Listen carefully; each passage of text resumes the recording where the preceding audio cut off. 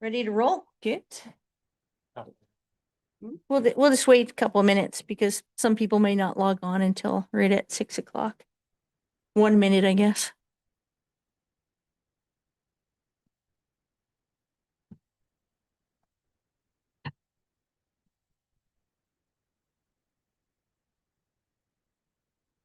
Is there extra chairs? No. Yeah. I'm sure. Couple more chairs.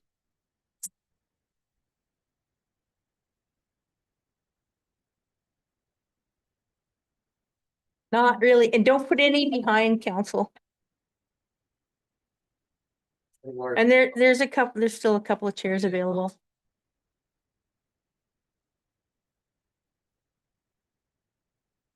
Austin? I know. We'll go out that way. Okay, great. Well, welcome everyone. Thanks for coming. Nice to see a full house. Okay, I'll call the meeting to the regular council meeting Tuesday, July 7th, 2026 to order at 6 p.m. Item 2.1, July 7th, 2026 agenda. Are there any edits to the agenda? If not, can I get a motion? Through the chair, Councillor Knight, I move that July 7th, 2026 agenda be accepted as prepared. anybody opposed? That's motion carried. Item 3.1, June 16th, 2026 minutes. Are there any edits to the minutes? Okay, if there's no edits, who would like to make a motion? Through the chair, Councillor Nielsen. I move that the minutes of the June 16th, 2026 regular council meeting be accepted as presented. Is there anyone opposed? Okay, motion carried. Now, y'all been waiting for the public hearing. I'm sure that's why you're here. So item 4.1, file number 2026-423000R, redesignation of lot 4, block 29, plan 7510273 within Southeast 35-28-1 WSM, 1718 Saskatchewan Street. Just some opening remarks for the public hearing. Welcome, everyone. This public hearing is conducted under section 216.4 of the Municipal Government Act. All the attendees must turn off cell phones, direct questions or comments through the chair when called upon. And the public may not speak in support or in opposition to the application in an orderly manner. If you submitted a letter on or before the submission deadline, only provide new non-repetitive information.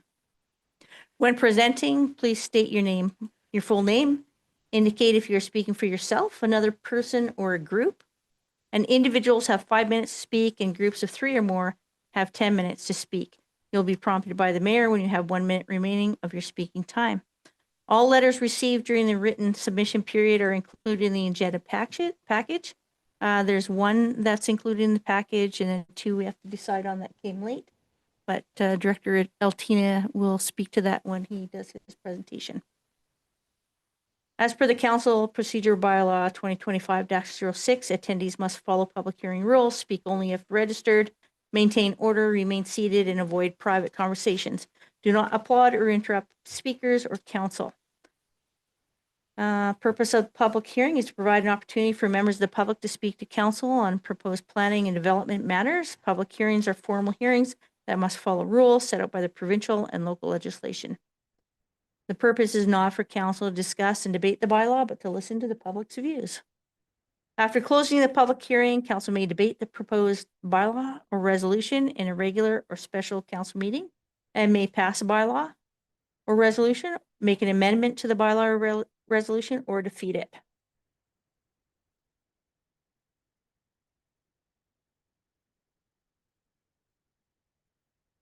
Okay, we went over the purpose of this meeting for bylaw number 2026 to amend bylaw 2018-14 and repurpose the lot from single dwelling to an R2.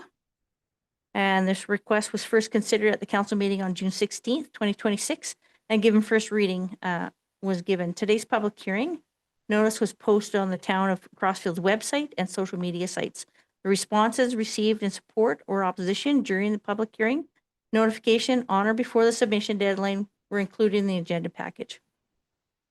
All right, so we're going to start with administration. So Director Altina will introduce and provide an overview of the proposed actions with regard to the amending bylaw.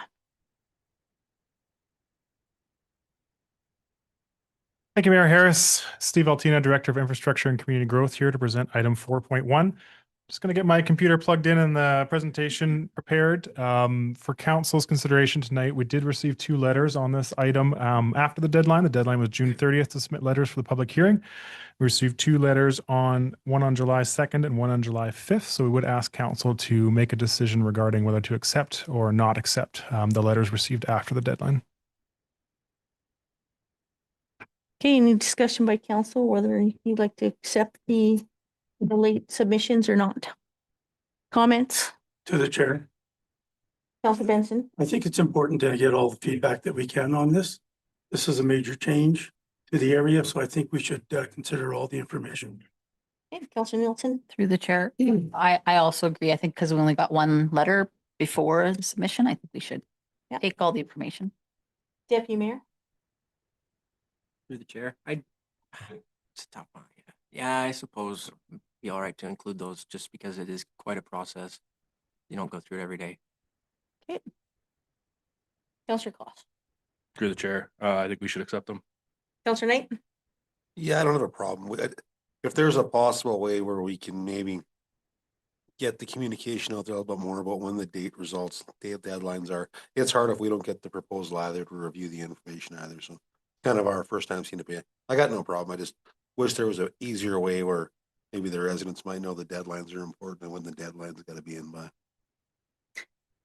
Yeah, I'm okay with hearing from everyone that has submitted a letter, whether it's late or not. But I will disagree on the communication part. I think our team does a really good job on communicating any deadlines or dates and whatnot. So moving on. To the mayor, administration recommend that council would vote on that motion, please. Okay, and who would like to make a motion? Through the chair, Deputy Mayor. a motion to accept the letters that were presented past their date. Is that how you go about that? Yep. Okay, is there anyone opposed? That's motion carried. Great, thank you. Thank you, Mayor Harris. We'll just distribute the letters now, so just give us a few moments Okay. to council, and then they'll be available for the public at the back table. Okay.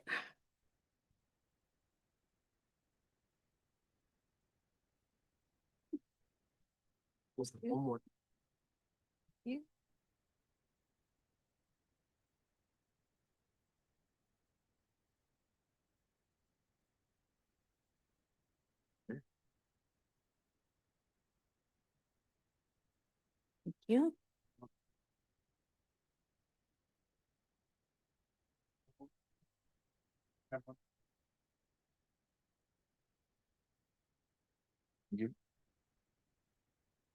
Thank you.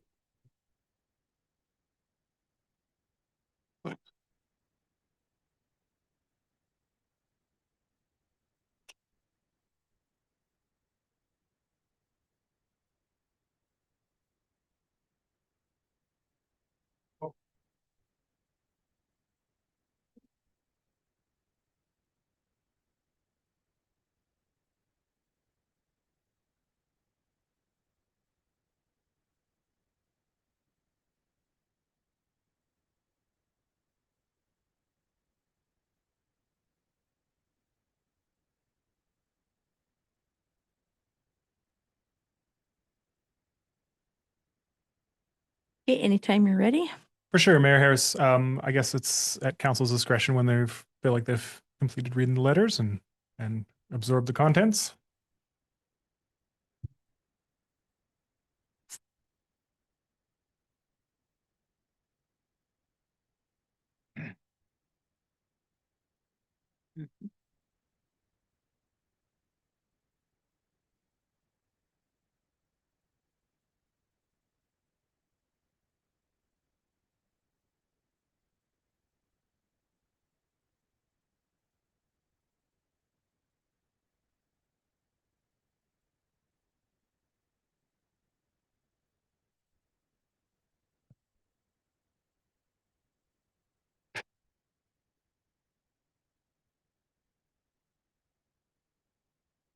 It's handy. Let me know. Okay. All right, how's everybody doing?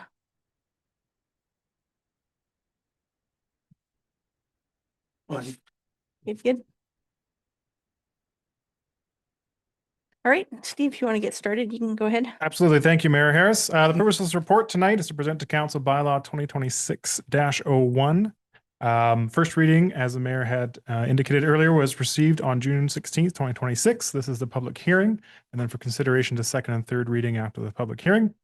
This concerns the redesignation of Lot 4, Block 29, Plan 7510273 within Southeast 3528-1 west of the 5th. Municipal address 1718 Saskatchewan Street from R1A Residential Single Detached Large Parcel District to R2 Residential 2 Dwelling District. The proposed redesignation is intended to facilitate the development of a semi-detached dwelling. A little bit of background and context on the parcel. The subject lands are located within the central part of town along Saskatchewan Street between Mountain Avenue and Whitfield Avenue, as shown on the screen behind me here. We've also highlighted areas of zoning. So you can see the R1As in yellows there, the municipal lands in green there, other R2 areas in orange there, and there's a small bit of R3 there in red over on Ross Street.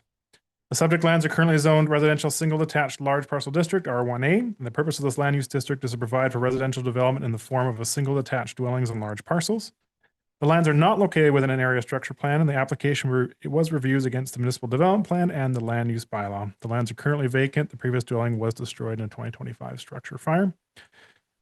The proposed redesignation, as I mentioned earlier, was intended to facilitate the development of a semi-detached dwelling, and that's the purpose of the redesignation to R2. We did mark on the map behind me there other locations along Saskatchewan Street that do have semi-detached dwellings units on them as well. So the block south of this application includes 4 units that do have semi-detached dwellings along there. So the R2 zone is not necessarily uncommon in the area, but isn't present along this block specifically. In terms of permitted and discretionary uses, there is a little bit of a change, obviously, between R1A and R2. R1A, again, is for that dwelling single detached. R2 opens up the permitted uses to dwelling duplex, which is an up and down, 2 units, but up and down. Dwelling semi-detached, which is 2 units side by side, and then dwelling single detached as well. Discretionary, other than that, most of the uses remain very similar between the 2 districts. They're obviously residential parcels, so still similar in character and nature. Discretionary uses, at the discretion of the development officer, R1As permit dwelling secondary suites, whereas R2s do not permit dwelling secondary suites as discretionary uses. Policy analysis. The subject lands are located within the established neighborhood policy area, the municipal development plan. This policy allows for limited intensification of development and supports semi-detached homes as a housing type. The existing lot meets the size requirements of the R2 district as set out in the land use bylaw. Administration finds that this application is consistent with the town's planning policies and regulations, and a policy analysis was provided in your package in attachment D. Administration finds that the application is consistent with the town's policies and bylaws, including municipal development plan and the land use bylaw. And we recommend that bylaw 2026-07 be given second and third reading. That concludes administration's presentation, and we're available for any questions. Great, thank you, Director Altina. Any questions for administration? To the chair. Councilor Benson? So if currently there's nothing north of Mountain Avenue that is R2 or west of Saskatchewan Street. My question is, if we approve this, then will all the other lots on that street be, how would we ever say no to anything else? It would open up, essentially we're approving the entire block, correct? Through the mayor to Councillor Benson, you approve these on a case-by-case basis, essentially, is what happens. I'd suggest that approving one doesn't necessarily result in a number of these being applied for, in quick succession afterwards. And council would see each and every file individually. To the chair, there's a house that one of the gentlemen's passed away. It's up for sale now. If this one gets approved, then they could, a contractor could buy that and immediately apply for rezoning of that particular package as well. Through the mayor to Councilor Benson, if that's what a new homeowner decides to do, then yes, they could apply for a new rezoning. And there's also homes on the other, on Athabasca Street. There's some rental properties there. If the migration would naturally be to Athabasca Street as well. And then obviously we'd have to approve that. So my point is that this is not just approving the one lot. This has got much more further implications. Through the mayor to Councilor Benson, that's really up to council to decide. This application is to approve one lot, and council would see other lots on a case by case basis. I think there's a theory that council doesn't necessarily set precedents in some of their decisions necessarily. So council isn't necessarily hitched to a decision tonight in the future. It doesn't mean if you approve this lot that another lot that council may find suitable or unsuitable needs to necessarily weigh on the decision made tonight. But how would you argue against it? To Councilor Benson, that's something the council would have to decide for themselves, right? Again, administration processes the applications and brings forward recommendations based on the town's policies and bylaws. And our recommendation here tonight is that this application does align with the town's policies and bylaws. And in administration's view, there wouldn't be a reason for administration to recommend not approval of this application. I fundamentally disagree with that, because I think if you set a precedent, then you're going to obviously have to somehow justify how you wouldn't do that. So this is further implications other than just simply approving this one lot. You have to have a longer term view of this. Through the mayor to Councilor Benson, again, that's for council to decide amongst themselves how they view approving or refusing this application, and how they would view that to flow through to another application. Administration brings these applications forwards and assess it based on our policies and bylaws. I think, Councilor Benson, for example, I think since I've been on council, this is going on my 6th year. I think we've approved 2 in 2 different areas within town. And they're the only 2 that have come forward in the past 6 years. Just for example. Okay. Yeah, And it didn't, in those areas, it didn't start a succession for that. I guess I can think of some lots that are empty in Sunset, some lots that are empty throughout the, in some of the R1 areas. And I think, when you start doing this, like, it's hard not to justify why you wouldn't do it somewhere else. That's kind of what I'm not disagreeing. Like, you're looking at this specifically, but I think if you start a trend, this town has already got pretty good divisions between the R1 and R2. There's a few exceptions, but for the most part, it's intact. I think this ruins the integrity of your R1. Yeah, through the mayor to Councilor Benson, I guess just to the mayor's point there, you can see on the screen behind me, there have been a couple of redesignations west of Saskatchewan Street over the last few years, but it hasn't necessarily been an enormous amount of parcels that have been redesignated, where we have 2 west of Saskatchewan Street as shown on the map behind us. So these things do typically develop kind of over time on a case by case basis. And this is, again, administration finds it consistent with the town's municipal development plan, which was adopted last year. And our position is that there's no policy or bylaw that the town has that would say this wouldn't be acceptable in this location.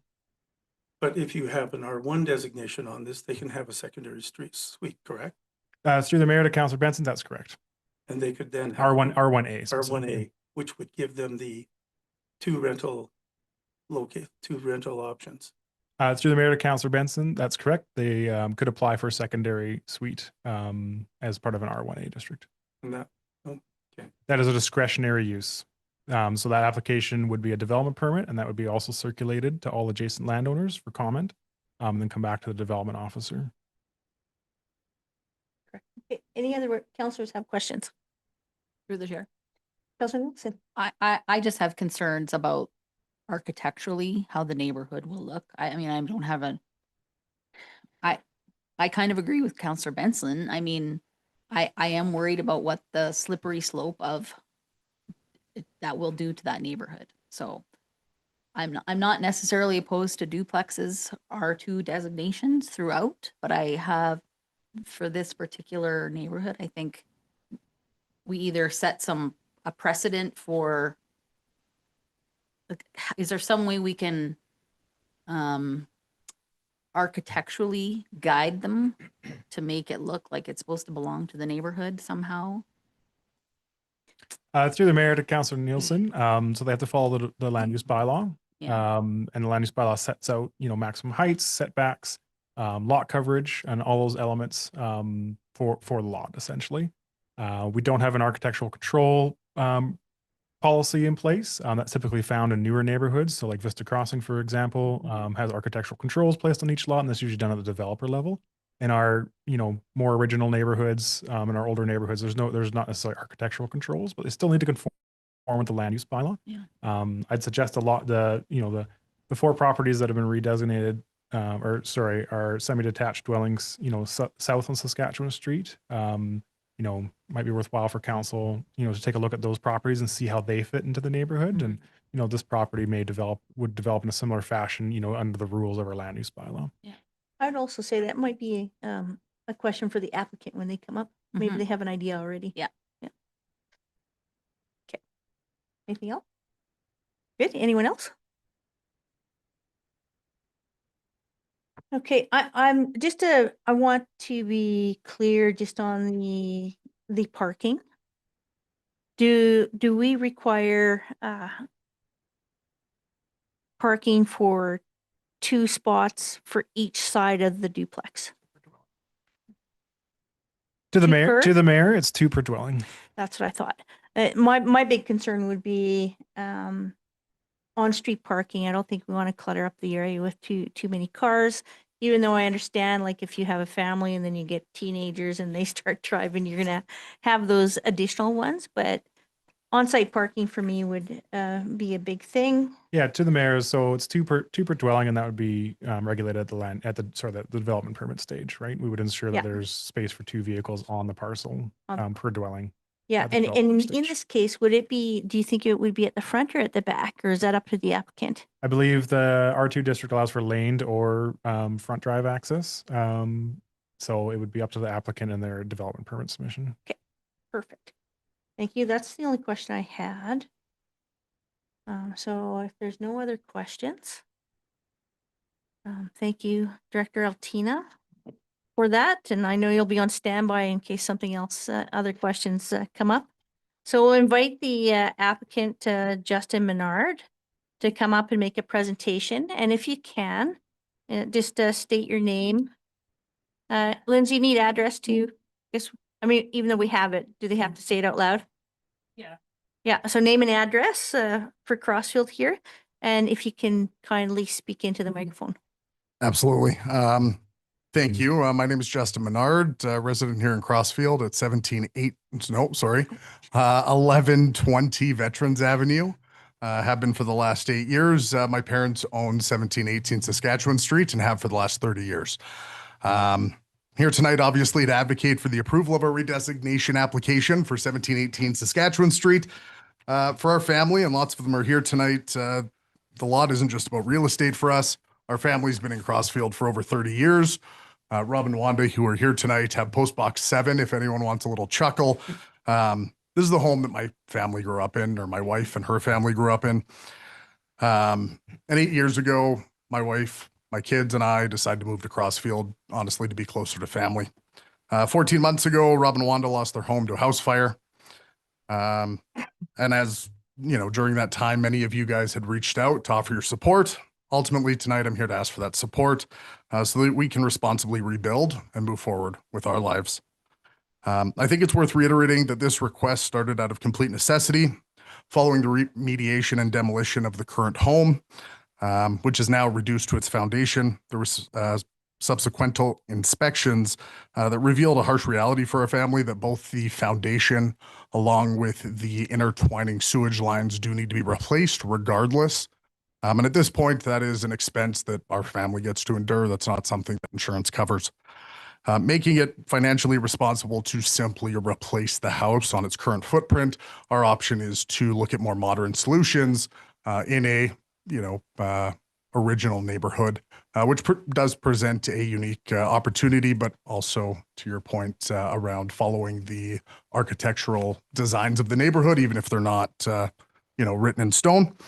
Unfortunately, these costs and the temporary disruption that, digging into the street, removing the foundation and revitalizing that lot, those are going to be there regardless, whether we put a single family dwelling or a, duplex style, semi-detached style home on that property. In order to make the rebuild economically viable, transforming the lot into a two-style home at this point is realistically our path forward as a family. And I had the one copy of the one letter that we received in time, but I think the general concerns are relevant. So although I wrote my letter and addressed to one, I think that it's relevant to all three. Living on the streets, I know for Rob and Wanda and our family means a ton. And ultimately, at the end of the day, we want what's best for the community as well. I think that we put a ton of thought behind the scenes into this project and to ensure that it not only meets the minimum standards that are outlined in the land use bylaw, but ultimately exceeds them in a lot of ways that I think some of the society or some of our neighbors may be concerned on. And the first thing that I wanted to address was the neighborhood character and the sustainability of the lot. Thank you for town administration for, reviewing the application. But I agree it aligns with the Crossfield Municipal Development Plan, which honestly, it supports low profile, gentle intensification, such as semi-detached houses. Our design was inspired by a semi-detached home that was built on Saskatchewan Street in 2018 and has seamlessly, I would say, fit into the community without, I'm going to say, any pushback. The lot itself comfortably exceeds all of the requirements for a R2 district, meaning that at some point council and administration believed that this lot was suitable for more than one home. If anything, I believe that R2 does become more controlled as it does not allow future expansion into secondary suites such as garage suites, secondary suites in the basement, or any other sort of, I'm going to say, less thought out planning of intensification in the community. Secondly, I wanted to address traffic. Families live there for a long time, and it is definitely a sore spot, especially during school drop-off.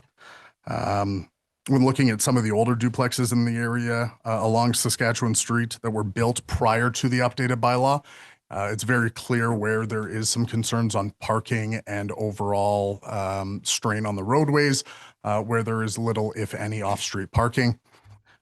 So upon reviewing that, along with the modern expectations of building homes, our intention is to build double garages on both locations, providing a total of 8 off-street parking opportunities, 2 inside each garage that follow the land use bylaws, along with 2 on private parkways or driveways. Our goal is to reduce street parking. Because of this, my hope is that drop-off and pickup activities for the schools, along with, the sports teams, the baseball, the soccer teams, becomes improved, and at a bare minimum, it will be unaffected. There was some concerns on the original letter around garbage disposal and following the town's land use bylaws and just general neighborliness. Those will be maintained on the private property, put out, for the days that they're to be collected, and then put back on the property. Lastly, I wanted to address, third, not last, I had the second point in today, but the privacy and enjoyment of the properties. I know that there were some concerns around a larger building and lost privacy. Under the Crossfield Land Use Bylaw, the building setbacks, the height restrictions for R1A and R2 are identical, meaning that the proposed building is actually smaller than the legal requirements of fulfilling that land. And I think that that's a really, really important piece to outline. This home or these homes will not sit any closer to the property lines, the alleyways, or any neighbor than a replacement single family home has the ability to. And in most cases, we are substantially under the bare minimum requirements under our land use bylaw. Throughout the development permit stage, we plan to be highly sensitive to architectural design, staying within the community by using new materials, but staying with the general look of the community. And that's something that I'm happy to work with the town's administration or council in any way to ensure that our neighbors and ultimately the community as a whole are happy with the build. Last thing, I wanted to address local property values. My understanding is that there has been some general concerns through door-to-door campaigning on what this has the ability to do for property values. From my end, and any modern real estate data that I can find, traditionally new home builds, specifically duplex style and multi-option affordability within communities has the tendency to increase land values and building values, as overall the community as a whole is traditionally increased in value. My goal ultimately is that we demonstrate that thoughtful growth can happen without overcrowding the pavements, and that this project will protect everyone's investments by replacing what is currently an empty space with something that is more usable and ultimately provides value to the community. In conclusion, I will add that this isn't something that we planned for. I've heard from some councilmen that there's a concern that this could be replicated. And I don't think, honestly, without tragedy or some sort of disaster, it would be anywhere close to financially feasible for somebody to take a current building and replace it. With just the current infrastructure costs coming in around $100,000 to revamp that lot to make it feasible at this point. And that's before we put a foundation in and stuff. So my hope is that by utilizing a semi-detached model that we can absorb the required infrastructure costs while maintaining a smaller than available footprint for what we could put in as a single family home. My hope is that we can all work towards a solution and ultimately put something there that is of value for the town, the community, and ultimately my family. And I'll finish with this, that I respectfully ask council to approve the second and third readings of bylaw 202607 tonight. And as always, I'm happy to answer any questions from administration, council, or anyone visiting today. Great, thank you. Appreciate that. Any questions from Through the chair, Councillor Nielsen? if it doesn't get approved, what would happen to the law? Honestly, short term, it probably gets shored up. We bury the foundation where it is and it sits. Unfortunately, I don't think that there's a financially responsible way for my family to absorb those.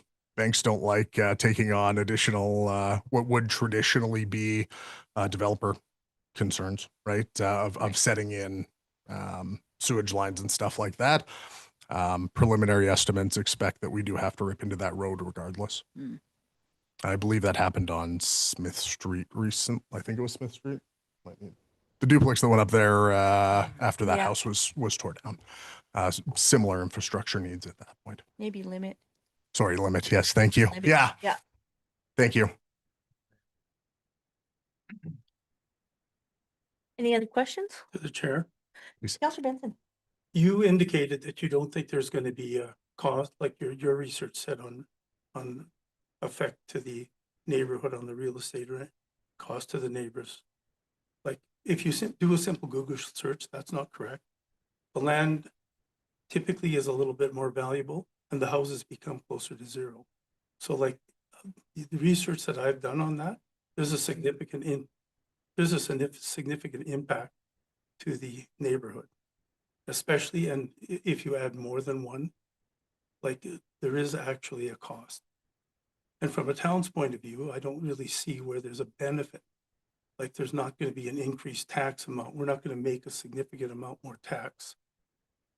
When you look at, because we have fair market value on all the homes collectively. And so some will go up and some will go down.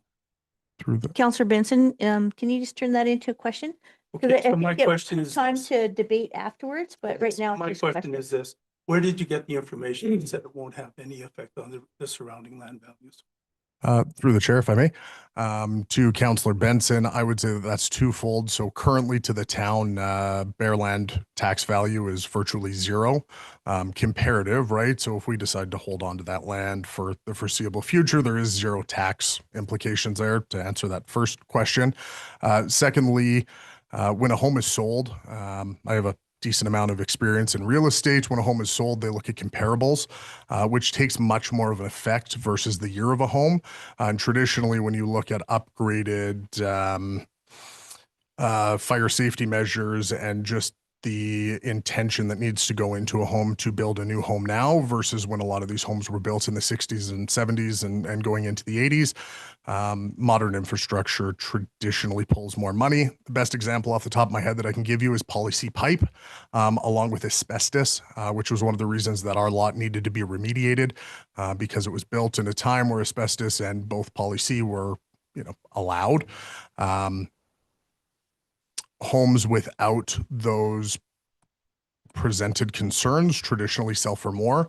And when a bank is evaluating the value of a property, they don't necessarily take all of those things into consideration. They're simply going to be looking at square footage and usable floor space, bathrooms, bedrooms, and usable space. The value of the land itself stays fairly consistent. But the effect on the surrounding properties and neighborhood? Like you said, that it'll typically raise the prices. That's not the information that I, Just Counselor ask- Benson, is that a question?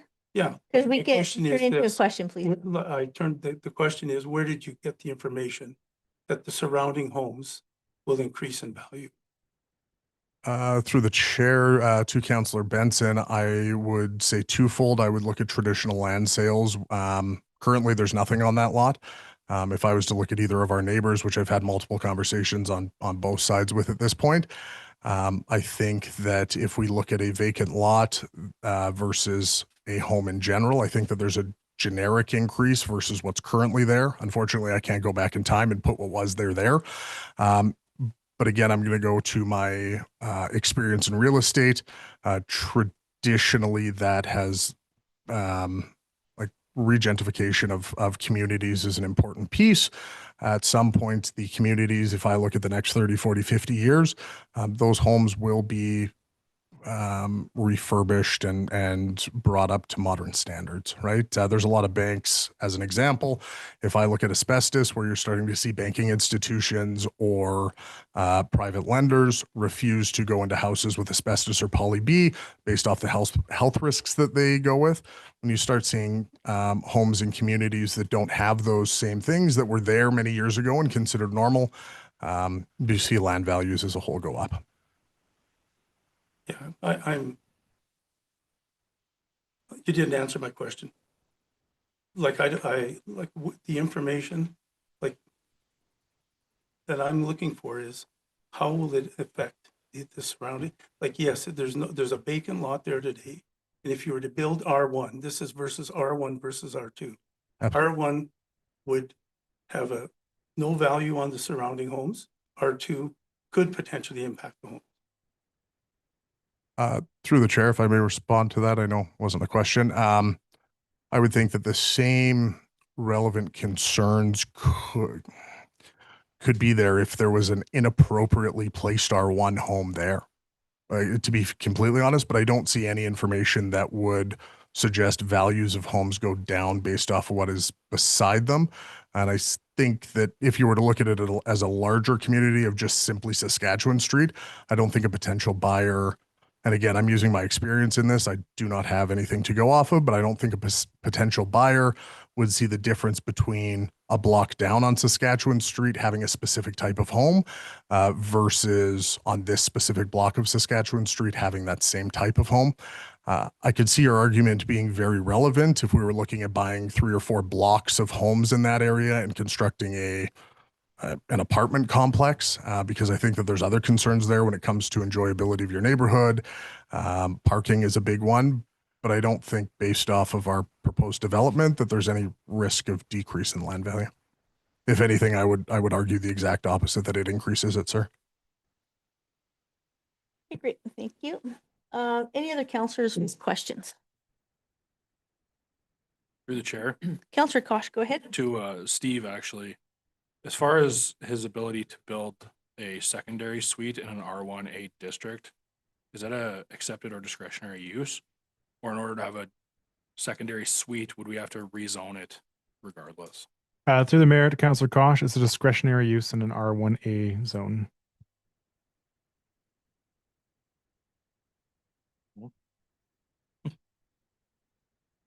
But currently, for what you're building, that's not your intention. It's just a duplex side by side, basically two families, not one top, one bottom, as we went through. Correct, Mayor. And Yeah. if I can respond to that just for clarification, if that's okay. Very intentional, if I would. If you look at impacts on neighborhoods of what we call duplexes, but the on top versus on bottom versus the semi-detached homes. I think you look at quality of life and longevity of building something within the community. You are much better off from a long term, much cheaper. And if I'm going to be completely honest, to put a duplex on a parcel of land. But I think you look at tenant turnover, you look at, if you got somebody on top of somebody else, there's noise concerns. It traditionally attracts a different type of ownership versus what our intention is, which is to have something for us, right? Great. Does that answer your question, Councillor Posh? Is that good? Yeah, I just wanted to know if doing like a regular home in an R1 lot would be available to then have a basement suite, essentially. Yeah, through the mayor to Councillor Kosh, R1A, it's discretionary use, right? And so it'd have to be a development permit. It might be part of a new development permit for a whole new house and a secondary suite together. It's discretionary, so it's up to the discretion of the development officer. It would be circulated, comments again from adjacent landowners, and then made a decision based on our bylaws and commentary from adjacent landowners, right? So. And there's other considerations too, like even though it's an R1A, it'd be based on lot size and a few other things too. Yes, yeah. Great. Any further questions? No questions. Thanks for your presentation. It was well thought out. Appreciate that if this does go through, that you will work with the town on the look and feel and make sure that it fits in with the neighborhood. So thank you again for that. And now we'll conclude this portion if everyone's good on council. Okay, great. Yeah, thank you. Thank you for your time, guys. Appreciate it.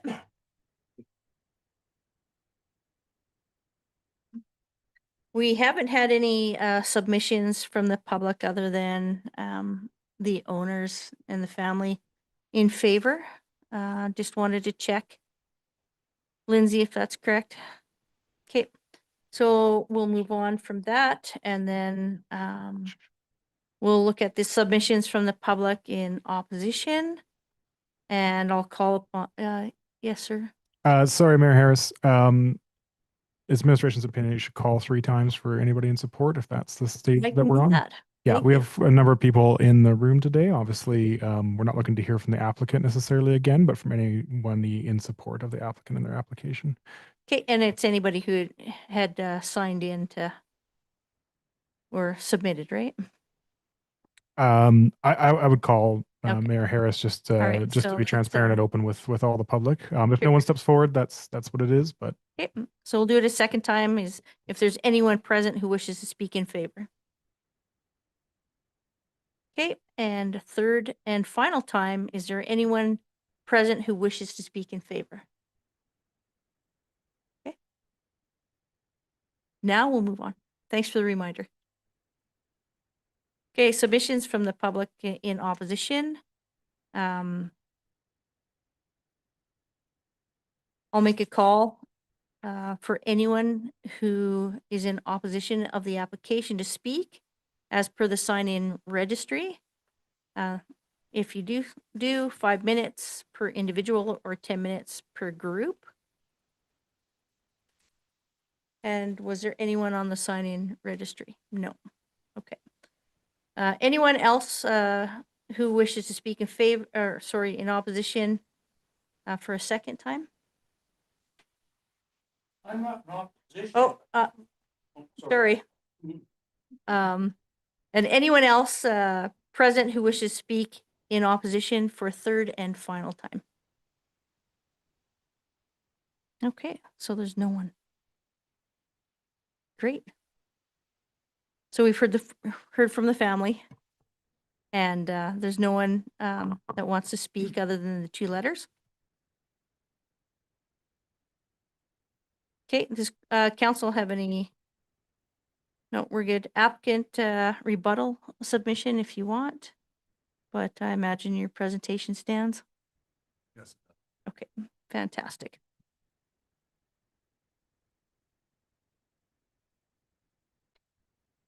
Okay, then we have a final question period.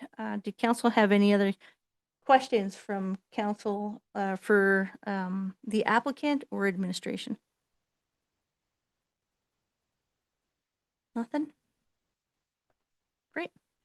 So at this point, we'll close the public hearing and then we can proceed with debate and consideration for the motions. Who would like to close the public hearing? By motion.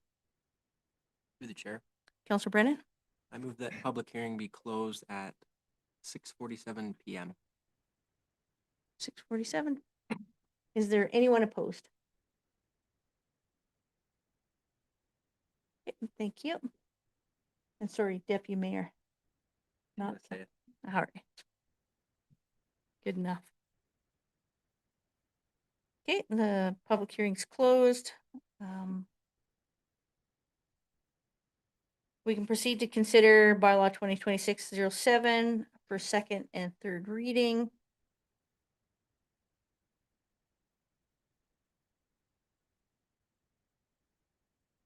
So we can go into debate on the next items. Through the chair, Councillor Knight. maybe not a debate, just a comment, to the mayor's comment. We have rezoned some other places before. And over my council tenure, personally, I've voted in favor of redesignation of existing lots.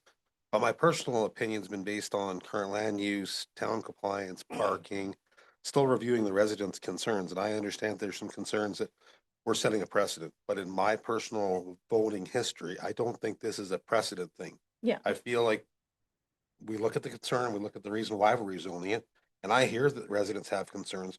But I'm also hearing that if there's gonna be 8 parking stalls available right there, that's gonna be pretty good. The height and the restriction in that part is pretty good. I'm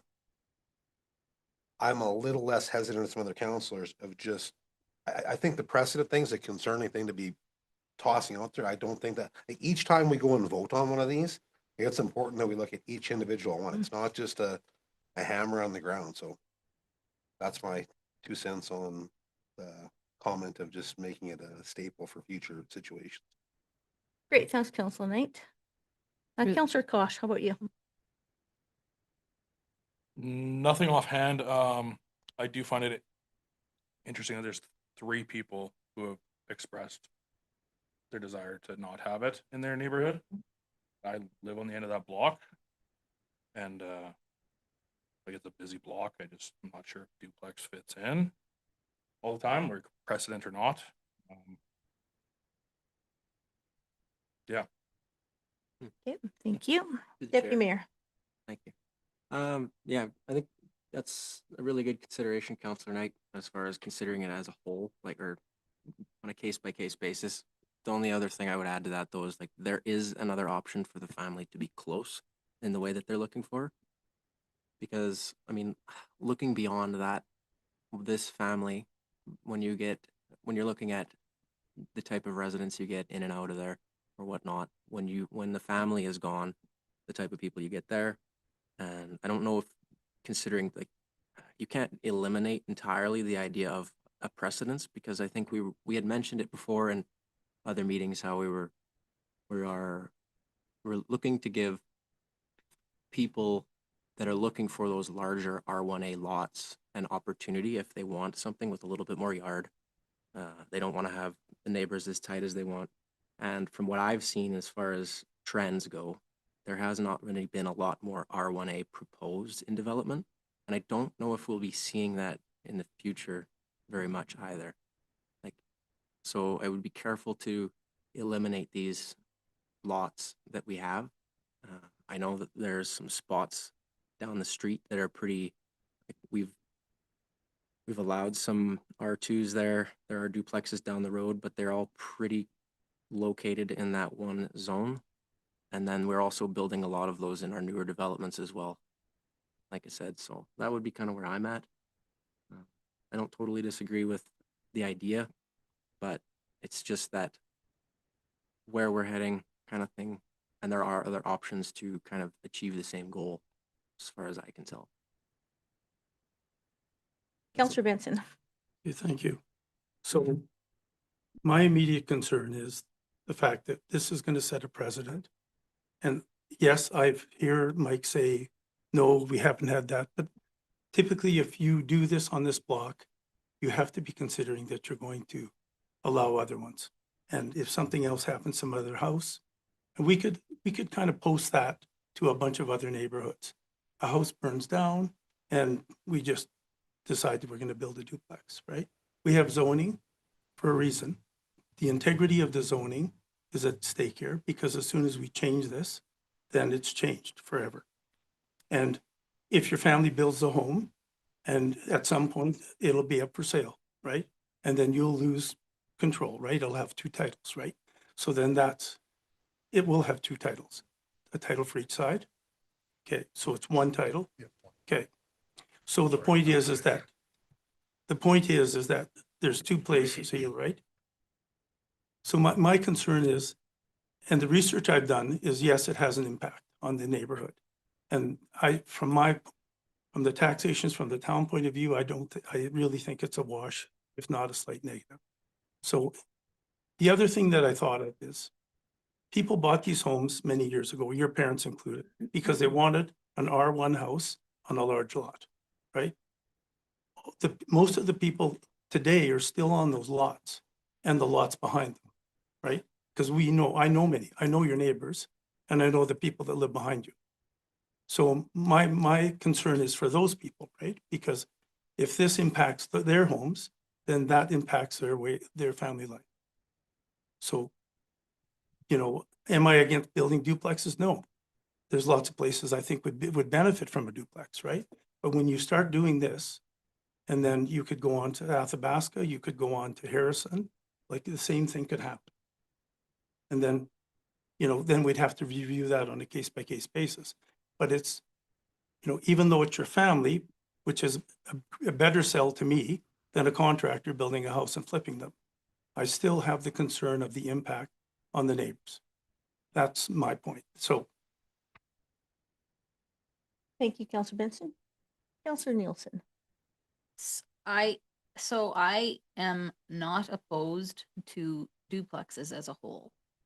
After listening to the applicant speak, I am more so leaning towards agreeing, because they're trying to work with us and our architectural guidelines in the neighborhood. But I also do have concerns about how much traffic is going to be there. Like it does change the neighborhood, and it is a slippery slope. It does set a precedent. So I am torn, and I'm very torn about this. I agree with everybody's opposing arguments, but I've listened to the applicant and he has an answer to pretty much all of the questions, all of the opposing arguments. Traffic, safety, entrance, egress, neighborhood character, like all of the things. It sounds like this family is very concerned about keeping our neighborhoods cohesive. And there is a duplex on Smith that they built, and it does fit into the neighborhood. It can happen. But I also agree that it does set a precedent, and I'm just worried about that. I'm worried about the neighborhood becoming too full of duplexes. Thank you, Counselor Nielsen. All right, so I've been in council now, this is my 6th year. We, I think, have approved, I think 2 in 3, was it 3? Okay, great, 3 in my time. And, like Counselor Knight, I think the considerations we have to take in mind are the very regulations, rules that this council approves. We've currently, to address some of the concerns of, duplexes and what, Deputy Mayor here said, I would disagree. You know, that, an R1 in an older neighborhood is gonna affect the whole town, how we move forward in new districts. And we have a land use bylaw that guides us with that.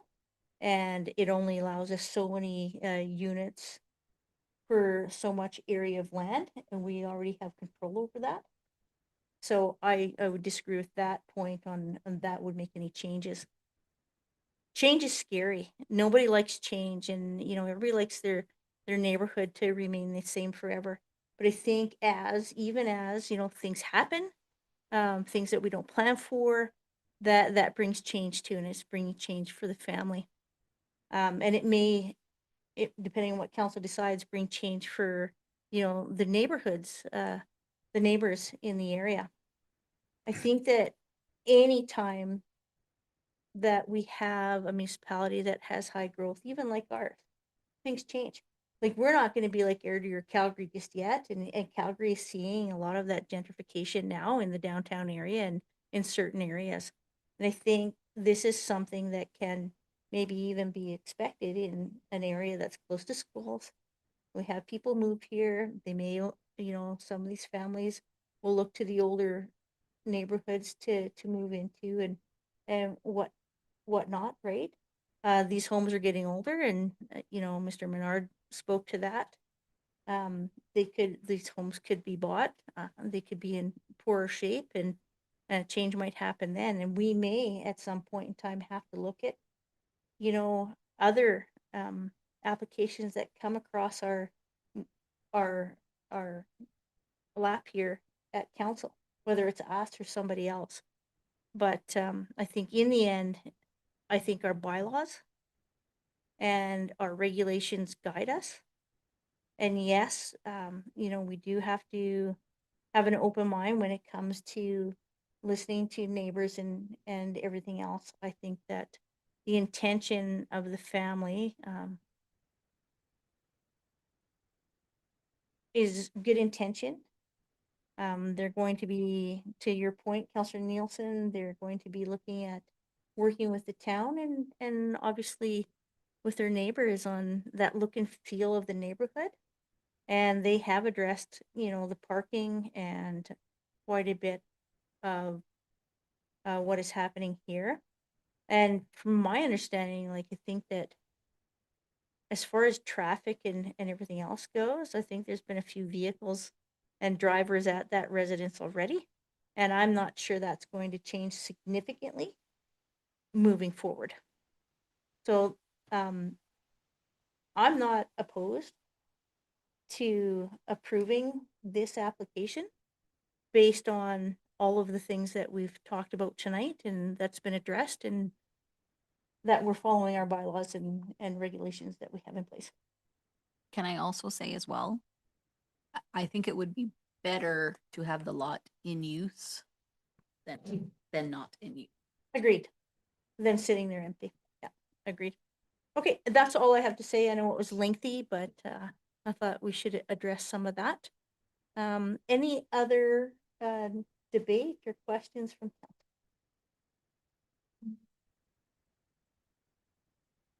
Okay, if there's no more debate and no more questions, is council ready to move forward? Okay. Perfect.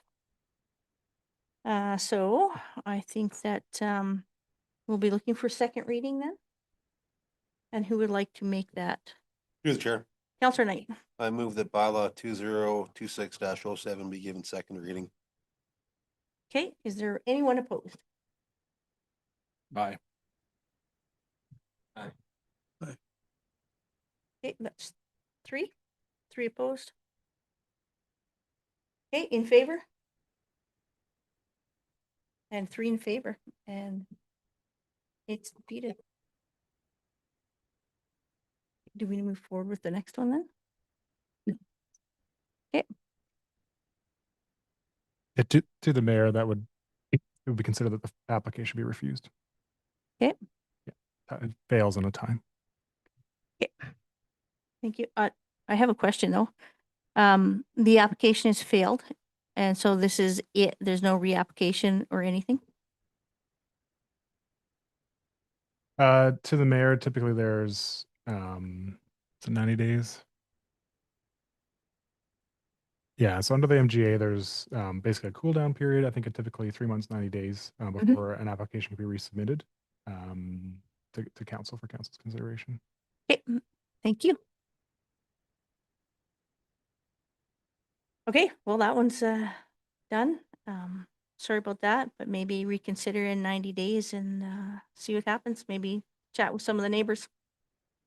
Absolutely, and I understand this process is done here, and I could point to one of the have had for that, but I believe one of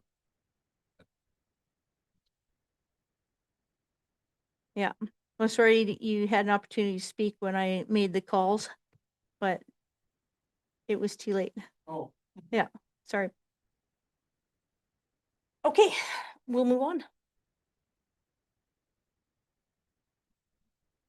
Okay, item 5.1, business license bylaw.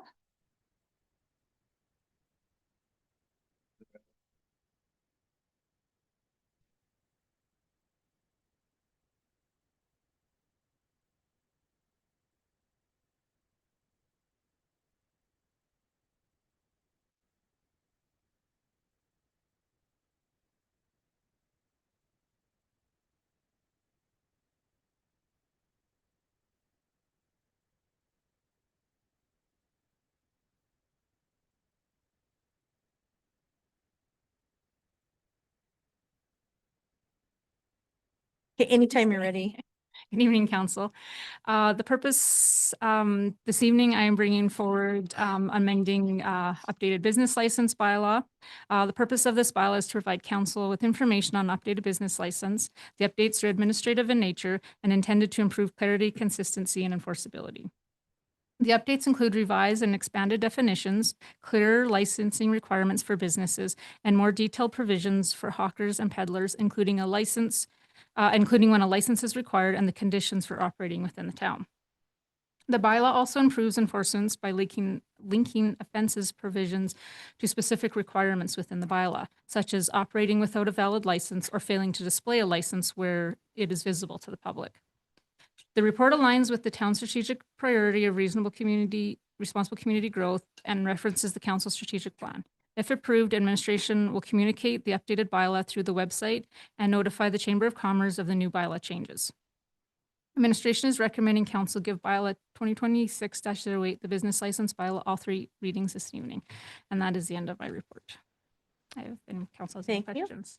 Questions for Manager Nash, Through the chair, Deputy Mayor. I have to ask, what in the world with the sharks? Yeah, you knew it would be asked about.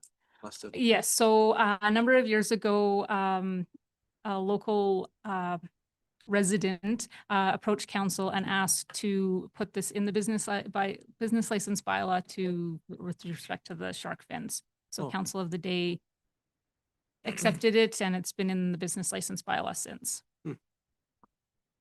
Right on. Thank you. Counselor Nielsen. Through the chair.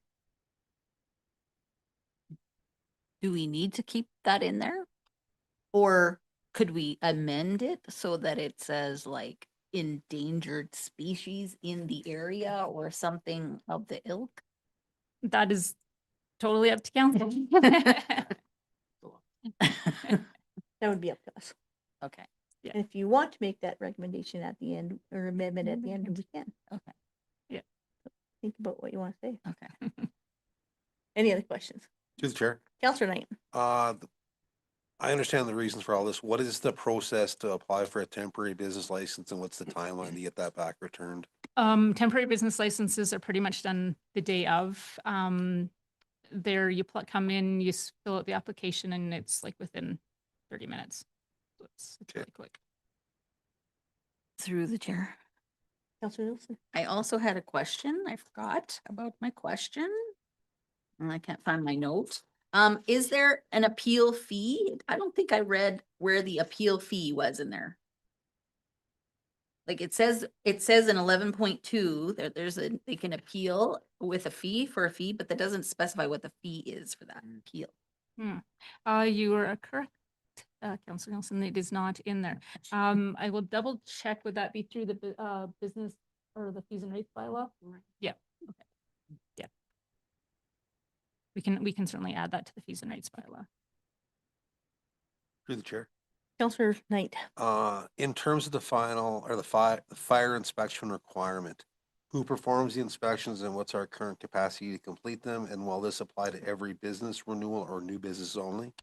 Yes, so when a new business comes to town, they complete a development permit, and part of their condition is they have to have a fire inspection completed.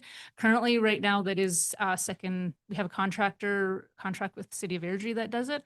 I believe our current fire department is working on getting that certification. And then it would be redone on a certain basis. Yeah. Thank you. Great. Any other questions? Pardon me? Oh, is it a question? No, No, it's I'm a kidding. clarification. Okay, go ahead. Through the chair to Councillor Knight, I just also add that our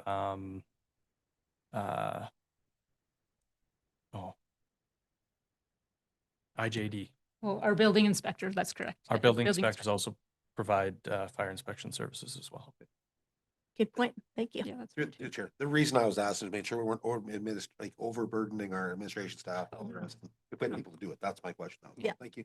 Perfect. Great. Anything else? Okay, there's no further questions or debate. Who would like to make a motion? Through the chair. Deputy Mayor. I move that bylaw, were we adding that amendment for endangered species? Okay, I was about to go through it, but you,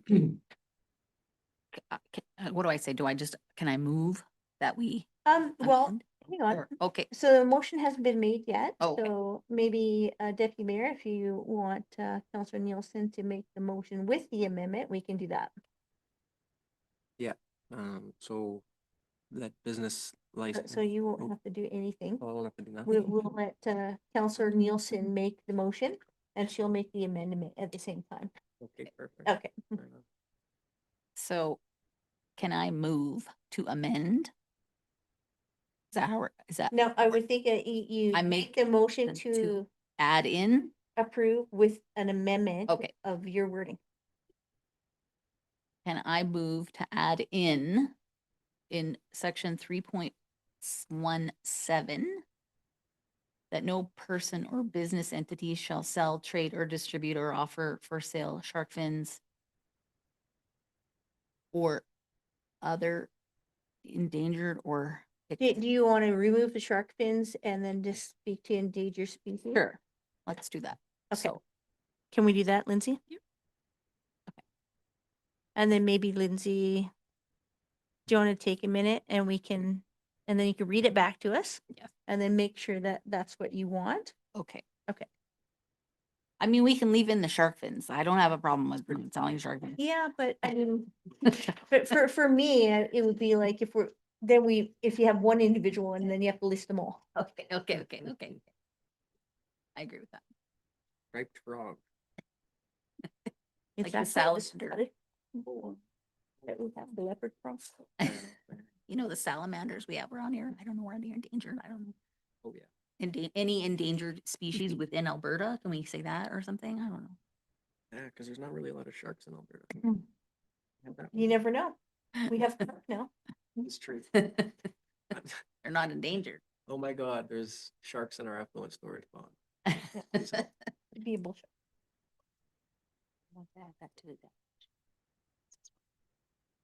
And And that was that's- part of the motion? Okay. So through the chair, Councillor Nielsen, we can state that no person or business entity shall sell, trade, or distribute or offer for sale endangered species located in Alberta or products derived from endangered species within Alberta, within the town of Crossfield. I love it. And then we can add that definition, we can add that And add the definition. definition. Yeah. Okay. Through the chair. Counselor Kosh. I'm just trying to think of like people selling endangered snakes, turtles. Yeah. Like there are situations where harm is not coming to an animal and it is being sold or traded. Relative harm. The shark fin thing is like they're killing sharks for shark fin soup. That's why it's a thing. But I mean, like we'd hate to turn down someone breeding endangered something and doing actual good for people because it's in our bylaw. Oh, boy. Yeah, maybe this is out of our scope. Leave this to PETA. maybe, Yeah. Damn, you got me there. Well, okay, is there I don't wanna something, muddy the waters, yeah. For the purposes of harm, like, I don't know. Through the That's- chair, isn't there a turtle guy in town? Yeah. not anymore? Not anymore? Yeah. Thing. Yeah. What are your thoughts? Like, surely we can't. Sorry, through the chair. Through the chair, I mean, you could go with a prohibited or endangered species. However, there may be a point where there is an endangered species that is legitimately being a part of a business. Yeah. But like Councillor Kosh had alluded to, there isn't necessarily harm to the species. So maybe sticking with just prohibited. Could be because something like shark fins, I'd say, is a prohibited product in Alberta. And it takes us back from that endangered species piece until we've had an opportunity to really understand more what the impacts of that might look like. But if it's prohibited in Alberta, it should 100% be prohibited. Yeah. Whether it's species or anything else, Yeah, yeah, yes, so no species. Prohibited just species are prohibited. products. That We can works. better understand the impacts of including endangered species before we jump into that. That works. And that's why she has the best job in CrossFit. Yes. That's right. Smartest person. All right. Lindsay, can you just reread that? Yes, through the chair, no person or business entity shall sell, trade, or just distribute, oh my goodness, or offer for sale prohibited items Yeah. or products within the town of Crossfield. Sure. Yeah, good with you? That works. All right. Are we all good? Okay. Is there anyone opposed? No one's opposed. That's There goes my shark business. motion passed. Thank you. Oh, I need, through the chair, I need second. Yeah. I need the other three readings. Oh, that's right. Sorry. Oh, yes. Well, they'll be It was in, defined. yeah. They'll be fine. defined though. Yeah. Yeah. We'll add a definition in. Yeah. Yeah. Okay. All right. Who'd like to make the second reading? Through the chair. Counselor I Knight? move that bylaw 2026-08 business license bylaw be given second reading Okay, with the amendment. with the amendment provided. Thank you. Do you need the definitions in there? No. I don't think so. All right. Anyone opposed? And that's motion carried. And third reading, Through the chair, Counselor Nielsen. I move that bylaw 2026-08 business license bylaw be given third and final reading with amendment. One. Oh, sorry. That be brought forward for third and final reading with unanimous consent. Sorry, with amendments. Yeah, great. And who'd like to make the final motion? Through the chair. Counselor Knight. I move that bylaw 2026-08 business license bylaw be given third and final reading. Okay, is there anyone opposed? Good. Thank you. Thank you. Okay, item 6.1, 2027 budget survey results.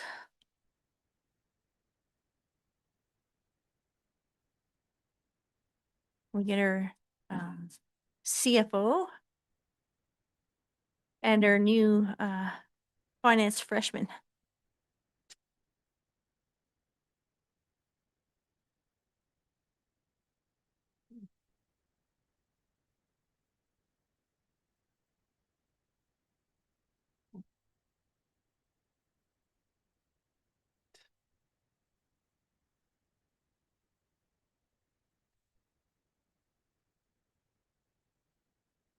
Hey, good evening, Mayor and Council.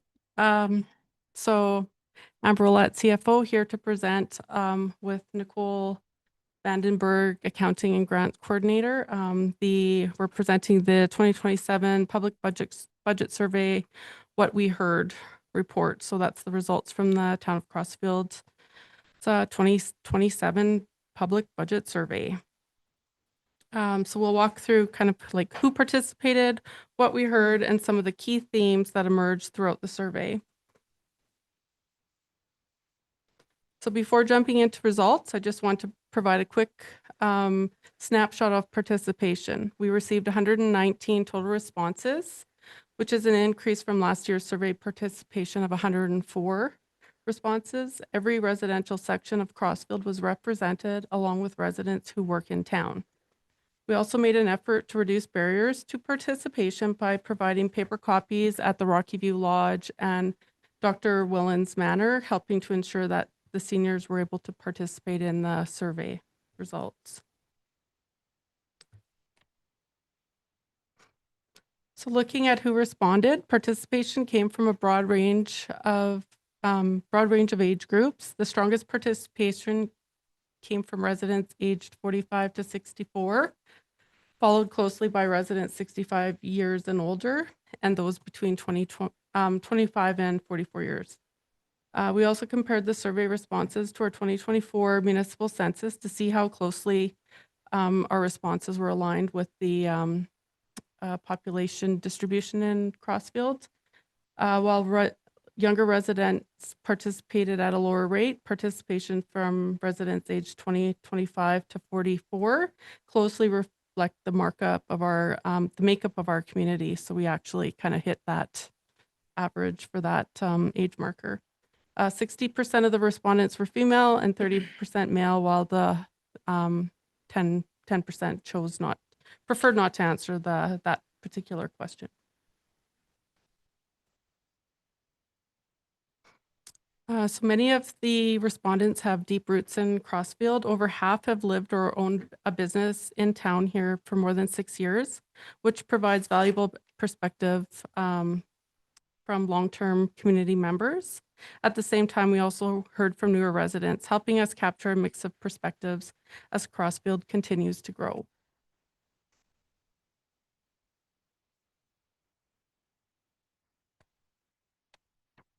So responses came from all 8 neighborhood sections in Crossfield, giving us confidence that the results weren't concentrated to just one area. This also allowed us to look deeper into whether certain neighborhoods shared similar priorities throughout the survey. So that was an addition to the survey suggested by Councillor Benson, and it actually proved to kind of highlight some of the deeper concerns within the town that are more specific to or unique to certain neighborhoods. So moving into the survey results, the first question asked residents to rate the overall quality of town services.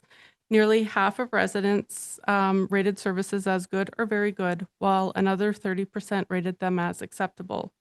Overall, this suggests residents feel services are being delivered well, while still identifying opportunities for improvement.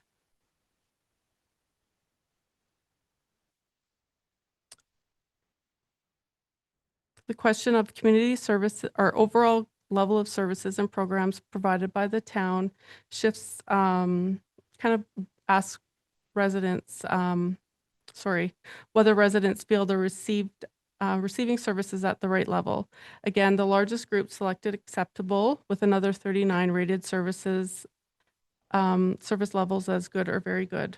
Overall, the results suggest residents generally feel service levels are meeting expectations.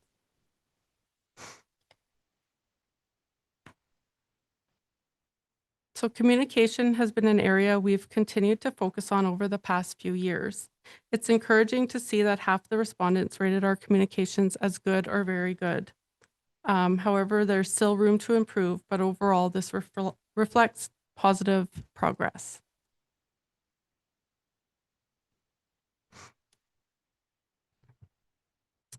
And nearly 7 out of 10 respondents rated the overall quality of life in Crossfield as good or very good.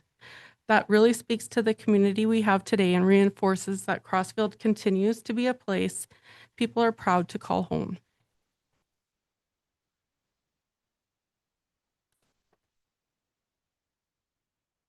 So when residents were asked to identify their top 3 priorities, 3 themes clearly emerged. Community safety ranked first, roads and infrastructure ranked second, and parks, recreation, and community spaces ranked third. We also dug a little deeper into these responses by neighborhood. While priorities were generally consistent across town, Section 1, which includes Rocky View Lodge and Dr. Willens Manor, placed an especially strong emphasis on community safety. Overall, though, these priorities were shared across every area of Crossfield. Next, we shifted into taxes and value. Opinions here were much more mixed. About 1/3 of respondents felt they received good value for their tax dollars, while another 30% felt the value was fair. This tells us residents recognize the services being provided, but also continue to be very aware of affordability.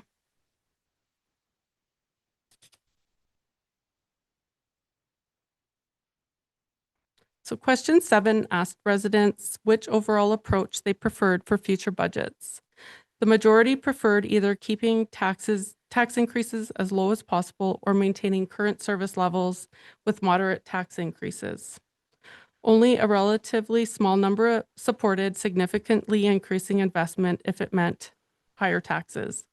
This reinforces that residents value services, but also want affordability to remain a key consideration.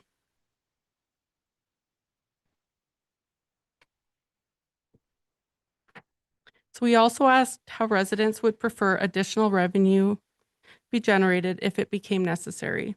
Half preferred increased user fees rather than higher property taxes, while another third preferred a combination of both. This provides useful context as council considers future funding options.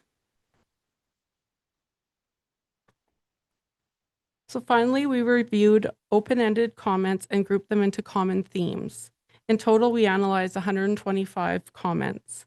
The strongest themes related to parks and recreation, taxation and affordability, and roads and transportation. These comments provide valuable context behind the survey numbers and help explain what residents were thinking.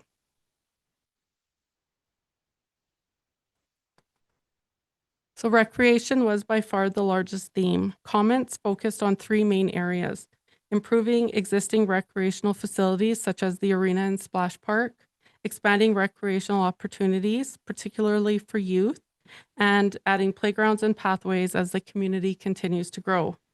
Many comments regarding playgrounds specifically came from residents living in Section 8, where respondents are looking for amenities to keep pace with growth.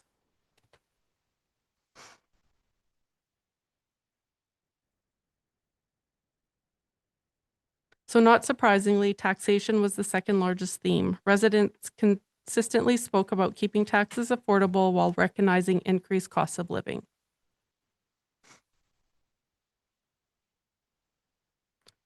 The third largest theme focused on roads and transportation. Traffic flow, road repairs, and snow removal were the most common topics. Many comments referenced Limit Avenue, which is a provincial highway, highlighting an issue that is important to residents but not fully within the municipal control.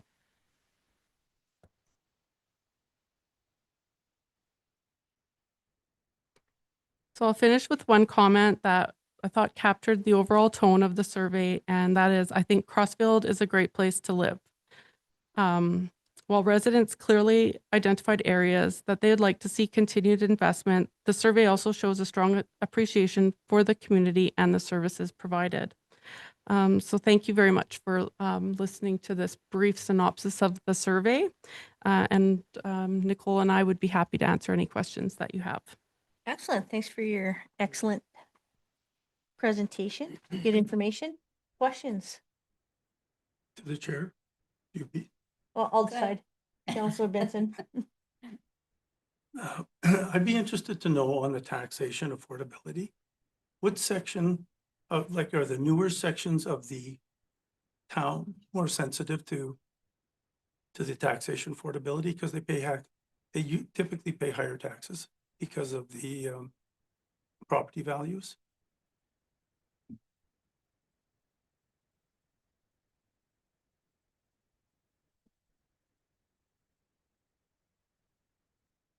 Yeah.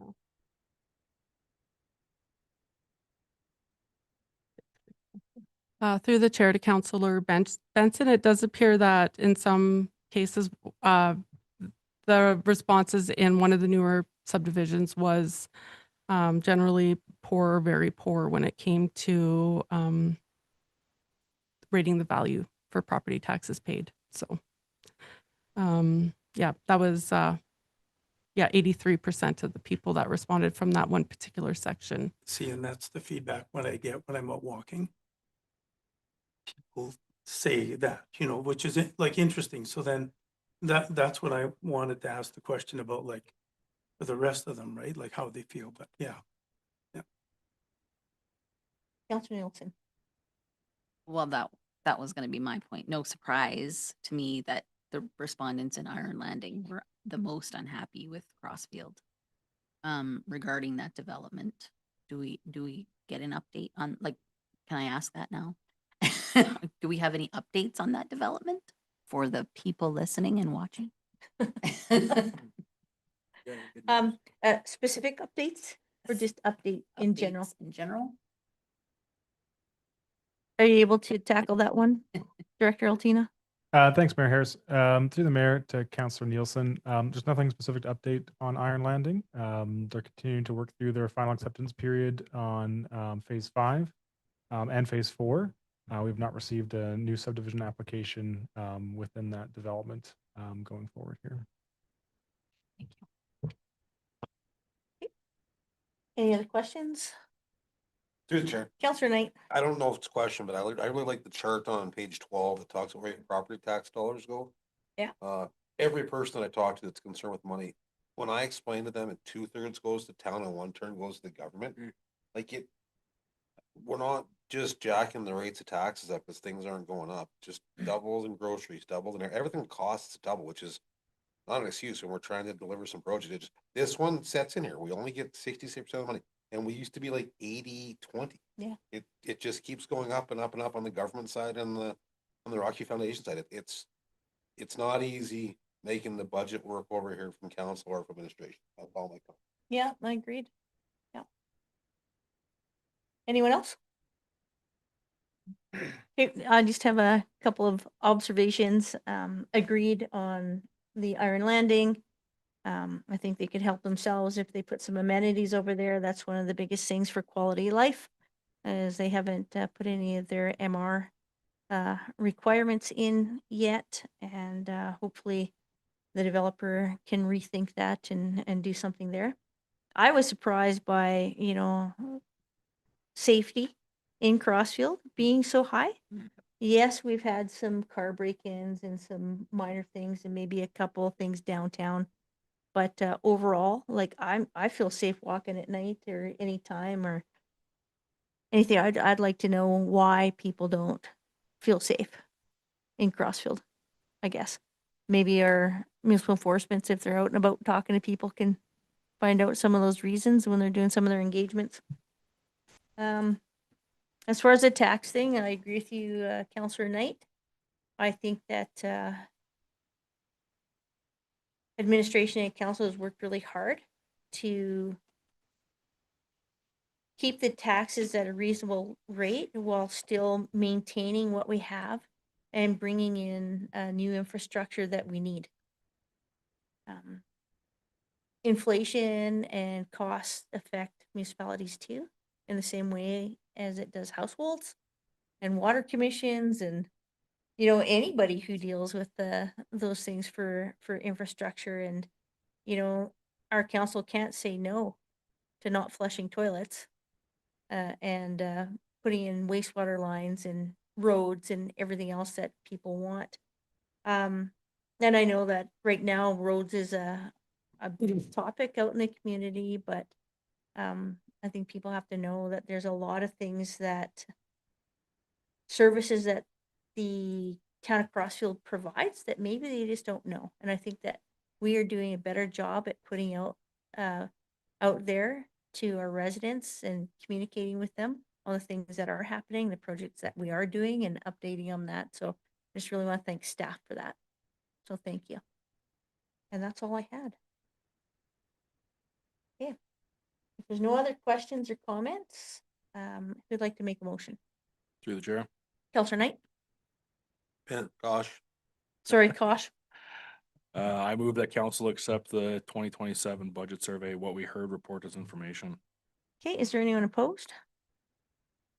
That's motion carried. All right. CFO Ouellette, imagine you're staying right there for the 2027 budget guideline. That is correct. So thank you, Mayor Harris. So now I'll be bringing forward the 2027 budget guidelines for council's consideration. The purpose of this report is to provide administration with clear direction before detailed budget development begins. Rather than waiting until the draft budgets are presented in November, this serves as a pause point to confirm the principles and assumptions council wants administration to use throughout the budget process. This is also the first budget that will be developed following council's newly adopted strategic plan. So administration has updated the budget guidelines to ensure the process directly reflects the priorities and outcomes established by council. So alignment with the strategic plan. One of the key changes to this year is that the budget guidelines have been updated to better reflect council's new strat plan. While the overall budget process remains unchanged, the guiding principles have been strengthened to align with council's calculated financial path priority, particularly the focus on long-term financial sustainability, organizational capacity, transparent decision-making, and responsible stewardship of public resources. Several new concepts have been incorporated into the guidelines, including strategic and service alignment for all significant budget recommendations, consideration of organizational capacity and staffing impacts, life cycle costing when evaluating capital investment, stronger emphasis on transparency and accountability, and continued focus on reserve planning and long-term financial sustainability. These guidelines will be used by all departments as they prepare their operating and capital budget submissions over the coming months. Administration will continue to challenge existing expenditures, look for operational efficiencies, and review user fees where appropriate and ensure recommendations are aligned with council priorities while maintaining existing service levels unless otherwise directed by council. The report also outlines several planning assumptions that will guide budget development, including anticipated assessment growth, inflationary pressures, provincial funding assumptions, organizational capacity considerations, and broader economic risks. These assumptions will continue to be monitored and refined as more information becomes available throughout the budget process. So assuming council approves these guidelines today, administration will proceed with developing the 2027 operating and capital budgets along with the multi-year operating and capital forecasts. Council can expect to receive a draft budget book in early November, followed by budget deliberations on November 17th and final budget approval at the December 1st regular council meeting. So overall, these guidelines are intended to ensure that the 2027 budget is developed in a disciplined, transparent, and strategic manner that reflects council's priorities and supports the town's long-term financial sustainability. It is administration's recommendation that council accept the 2027 budget guidelines as presented, and I would be happy to answer any questions. Excellent. Any questions for CFO Ouellette? Okay, it looks like there's no questions, but I think it's very well done. Yeah, and it's based off of, how we've been making decisions to date, but it's nice to have it on. Awesome. Thank you so much. Thank you very much. Right, if you'd like to make a motion. Through the chair, Councilor Nielsen. I move that the 2027 operating and capital budgets, the 2028 to 2030 operating forecast, and the 2028 to 2036 capital forecast be prepared in accordance with the following principles: strategic and service alignment, sustain existing service levels, review and recommend adjustments to user fees and rates as necessary, investment in infrastructure with focus on asset management principles, transparency and accountability, identify and incorporate efficiencies, long-term financial sustainability. Other considerations that will inform the budget development process include asset assessment growth, organizational capacity, impact of inflation, provincial grant funding, financial risk, and economic conditions. Excellent. Is there anyone opposed? Motion carried. Thanks, Amber. Okay, item 7.1, 2026 capital budget adjustment request, bridge file number 75095 and McCaskill Drive. The hot topic, McCaskill Drive. Thanks, Mayor Harris. Director Altina here to present this item to council. The purpose of this report is to request that council consider and approve a budget adjustments for bridge file 75095 replacement. That's the bridge file in Western Drive leading to the golf course, and the McCaskill Drive reconstruction project. Administration is requesting the following budget changes: that bridge file 75095 replacement to increase the budget by $98,000 to $548,000 using the Canada Community Building Fund CCBF dollars currently allocated to the McCaskill Drive reconstruction project, and to amend the McCaskill Drive reconstruction project by decreasing the budget by $448,000 to $52,000 to fund preliminary engineering activities in 2026, with the remaining CCBF funds to support road reconstruction at a future date. Administration is requesting a budget increase for the bridge file replacement project to align with the most recent detailed cost estimates prepared by the town's engineer. The requested budget covers engineering, construction, and land acquisition costs necessary for the replacement of a bridge-sized culvert and includes a 15% contingency. Administration recommends removing detailed design and construction from the 2026 scope and budget for the McCaskill Drive reconstruction project and proceeding with preliminary engineering only. Since council's review of the 2026 budget in the fall of 2025, the town has received a subdivision application for Hawks Landing Phase 1. So that's the quarter section just west of the Iron Landing development there. Same developer. The initial technical studies suggest that the development will have a traffic impact on McCaskill Drive. Therefore, administration recommends that design and construction of this project be deferred pending further engagement with the developer on the necessary roadwork improvements. Just a little bit more on the Hawks Landing development. It is a subdivision application for 114 new residential lots.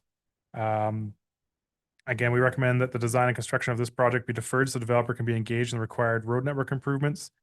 We do believe that there is value in advancing the preliminary engineering at this time to set the road alignment. So currently that road within McCaskill Park isn't really a road. It's not in a road right of way. It doesn't really have a set alignment. It was an emergency access road to the Iron Landing development and has been used as kind of the main access into Iron Landing ever since. So we believe there's still value for the town to advance some of the preliminary work to ensure that the expectations and goals are kind of aligned there with the developers. So again, that would be to set the road alignment, register a road right of way, confirm the drainage improvements. Obviously, there's a number of drainage issues in that area, which causes issues with the road. And to address the community's desire for traffic calming. We've seen obviously a desire for traffic calming along McCaskill Drive there. Planning by the town for the reconstruction work will ensure the project integrates with McCaskill Park and aligns with the community expectations. Just to reiterate, the budget adjustments will be managed within the available 2026 CCBF amount, and there'll be no impact to the town's reserve funds.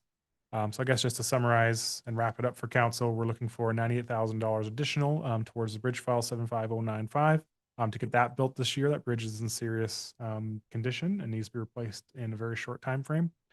Tender closes actually tomorrow, and we're looking to get construction started after September 8th this fall, September 8th this year. So looking to move on that one fairly quickly. And then we're recommending reducing almost all the budget out of the McCaskill Drive reconstruction project for now and focusing on preliminary engineering and then advancing discussions with the developer going forward to have them address some of those issues with McCaskill Drive going forward rather than the town addressing those issues.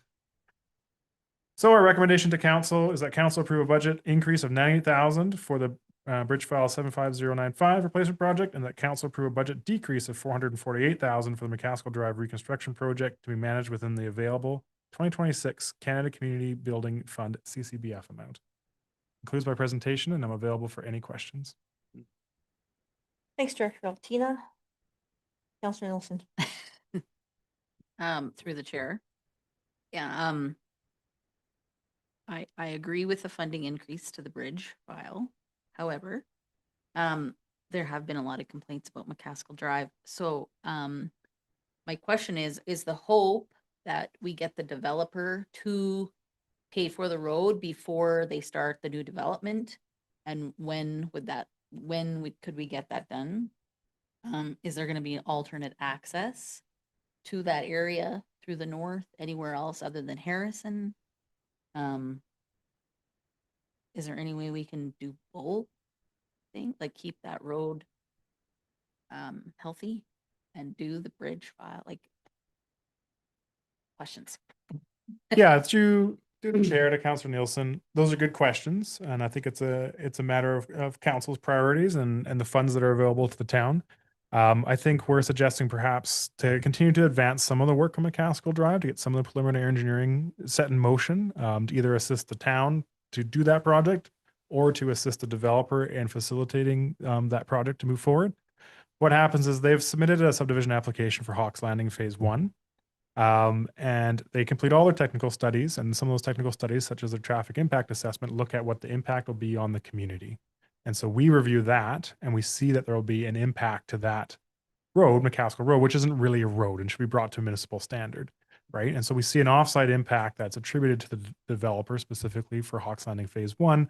That impact has arguably also been attributed to Iron Landing, obviously, and that we think it's in the town's benefit to, and to manage our funds and our available resources to work further with the developer now that we've received that subdivision application, to work with them to update that road.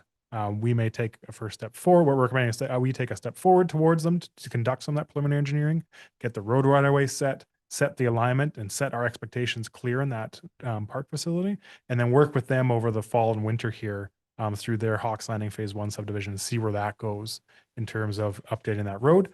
What we do is we add conditions to subdivisions to complete offsite improvements such as that when there's direct impact from a development to the rest of town or to existing infrastructure. So if that subdivision application would come before council as a subdivision authority, there would perhaps be a condition on there that they would improve that section of McCaskill Drive to a municipal standard. And they would build that. We'd enter a development agreement with the developer to do that. And typically they would have, 1 or 2 years to get that done. So it still might be a little bit further out like that.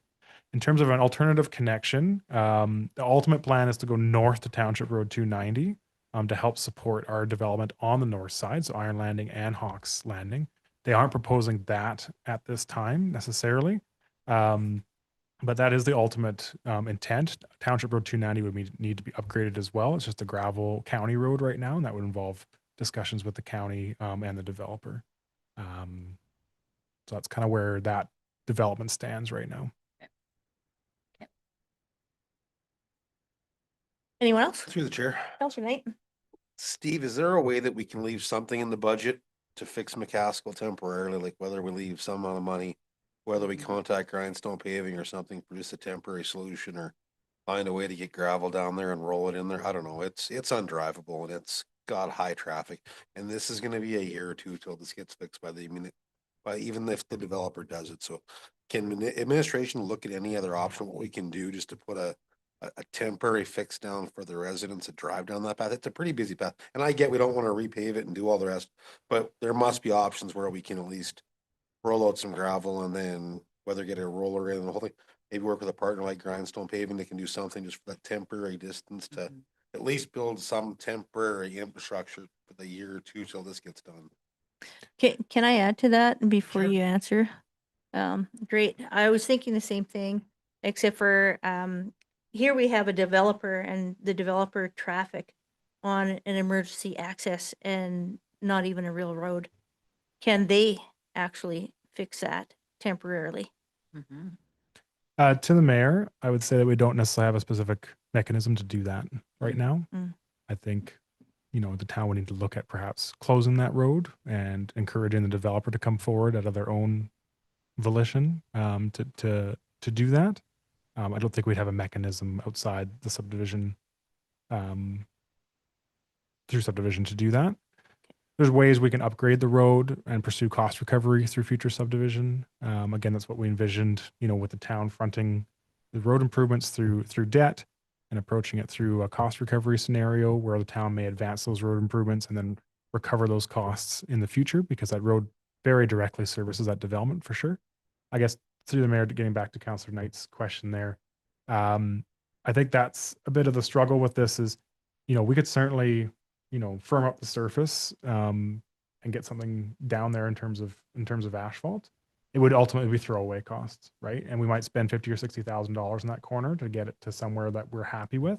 But it ultimately be throwaway. The drainage is really poor there, and it needs a larger project to actually address the drainage of that corner. And so I think we would lose any asphalt we can put down there within a couple of years. And if council's okay with that, we could leave some of the money left in this budget, and we can go out there, this year and do a quick contract to make it black essentially.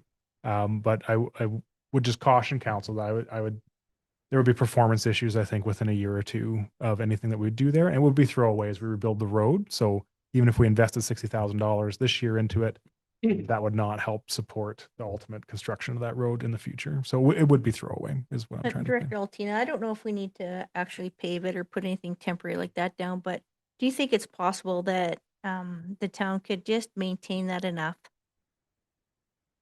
Like with gravel and some road work and just upkeep it a little bit better than what we have been doing?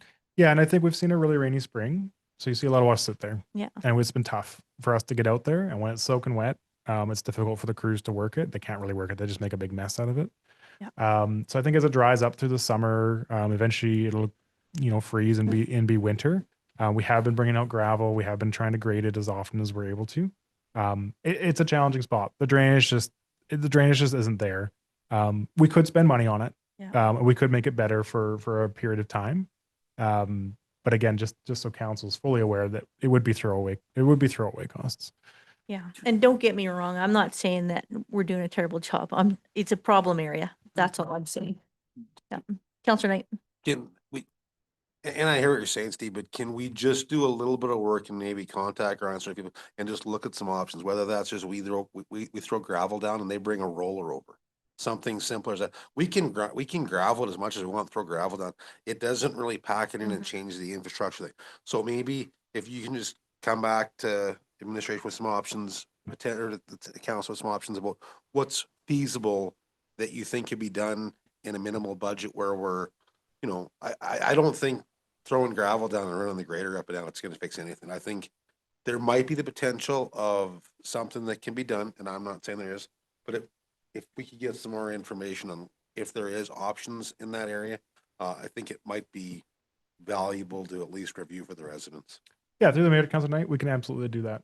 Yeah. Yep. Perfect. Yeah, we've got our engineer has got their proposal in to start doing preliminary engineering. We can just add that to the scope and get them out here in the next couple of weeks and go through it with them and then bring back to council some options for council to consider. Yeah. Some small hanging fruit thing that's something that's Sure. decent. We're not throwing too much away, but it's going to be valuable for the 2 years till this all gets done. Absolutely. We can Thank you. absolutely do that.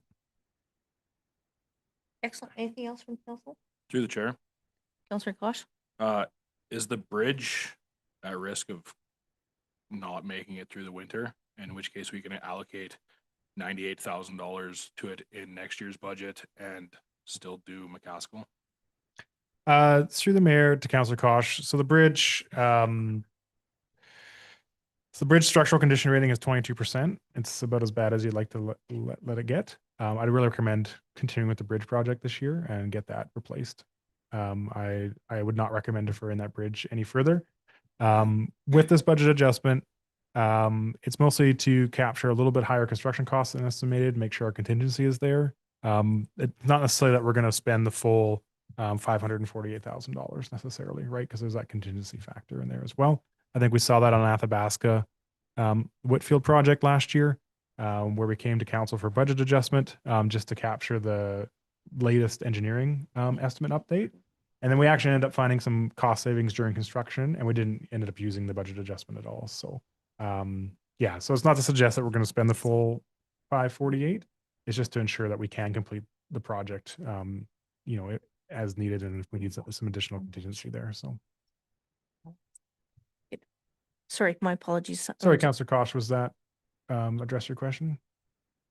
Yeah, yeah, for the most part. I mean, if we were like in a perfect world, you would do the bridge as soon as possible before we commit to not doing McCaskill. Mhm. You would find out if that $98,000 were to be used, and if it were not to be used, we would just continue as normal, right?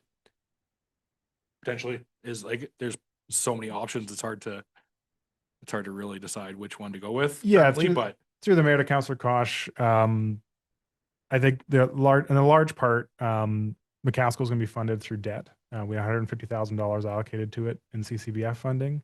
And we're suggesting to split that up, put 98 with the bridge, keep 52 with it, with McCaskill to start the preliminary engineering. And then the remainder was to actually build a municipal standard road. I doubt we would get out to contract and tender and design to build that road this year at this point anyway. So yeah, I would certainly recommend, reallocating these funds to the bridge, getting that done this year, while we take a closer look at McCaskill Drive and perhaps bring back, a moderate, kind of repair, some moderate repair options to council for council's consideration. Excellent. So I just had a conversation with the CAO, and I think that we'd be okay to approve it as worded here in the report. And when Steve's team brings back some options for us, council can decide to still fund that through other options.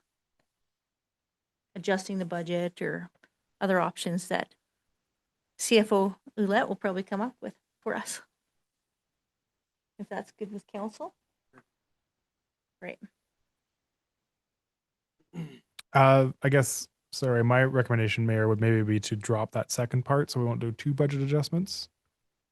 That we just do 1 budget adjustment for McCaskill Drive, that we, council look at the budget adjustment for bridge file 75095 now. Direct administration to bring back options on McCaskill Drive, and then we can do a budget adjustment then on the McCaskill Drive project, depending on what options council. Yeah, that's is what I'm prefers. saying. Okay, perfect. Just, we're on the just to be same clear. page. Great. You just said it way better than I did. That's all. Awesome. Council, and that's good with council? Yeah. Awesome. Any further discussion then? Okay. No further discussion. Who would like to make a motion? Through the chair, Deputy Mayor. just as written, right? Yep. Yeah, perfect. I move that council approve a budget increase of 98,000 for bridge file 75095 replacement project, and that council approve a budget decrease of $448,000 for McCaskill Drive reconstruction project to be managed within the available 2026 Canada Community Building Fund amount. We're dropping the last part. Oh, we're dropping the, oh, you lied to me when I was written. All right. We're gonna make you start over, Deputy Mayor. Okay, so we're done. All right. The council approve, I'm through the chair. I move that council approve a budget increase of $98,000 for bridge file 75095 replacement project.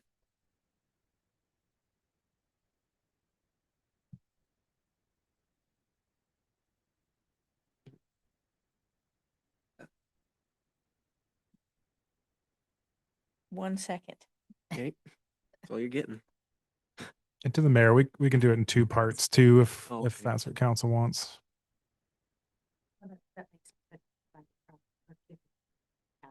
Yeah.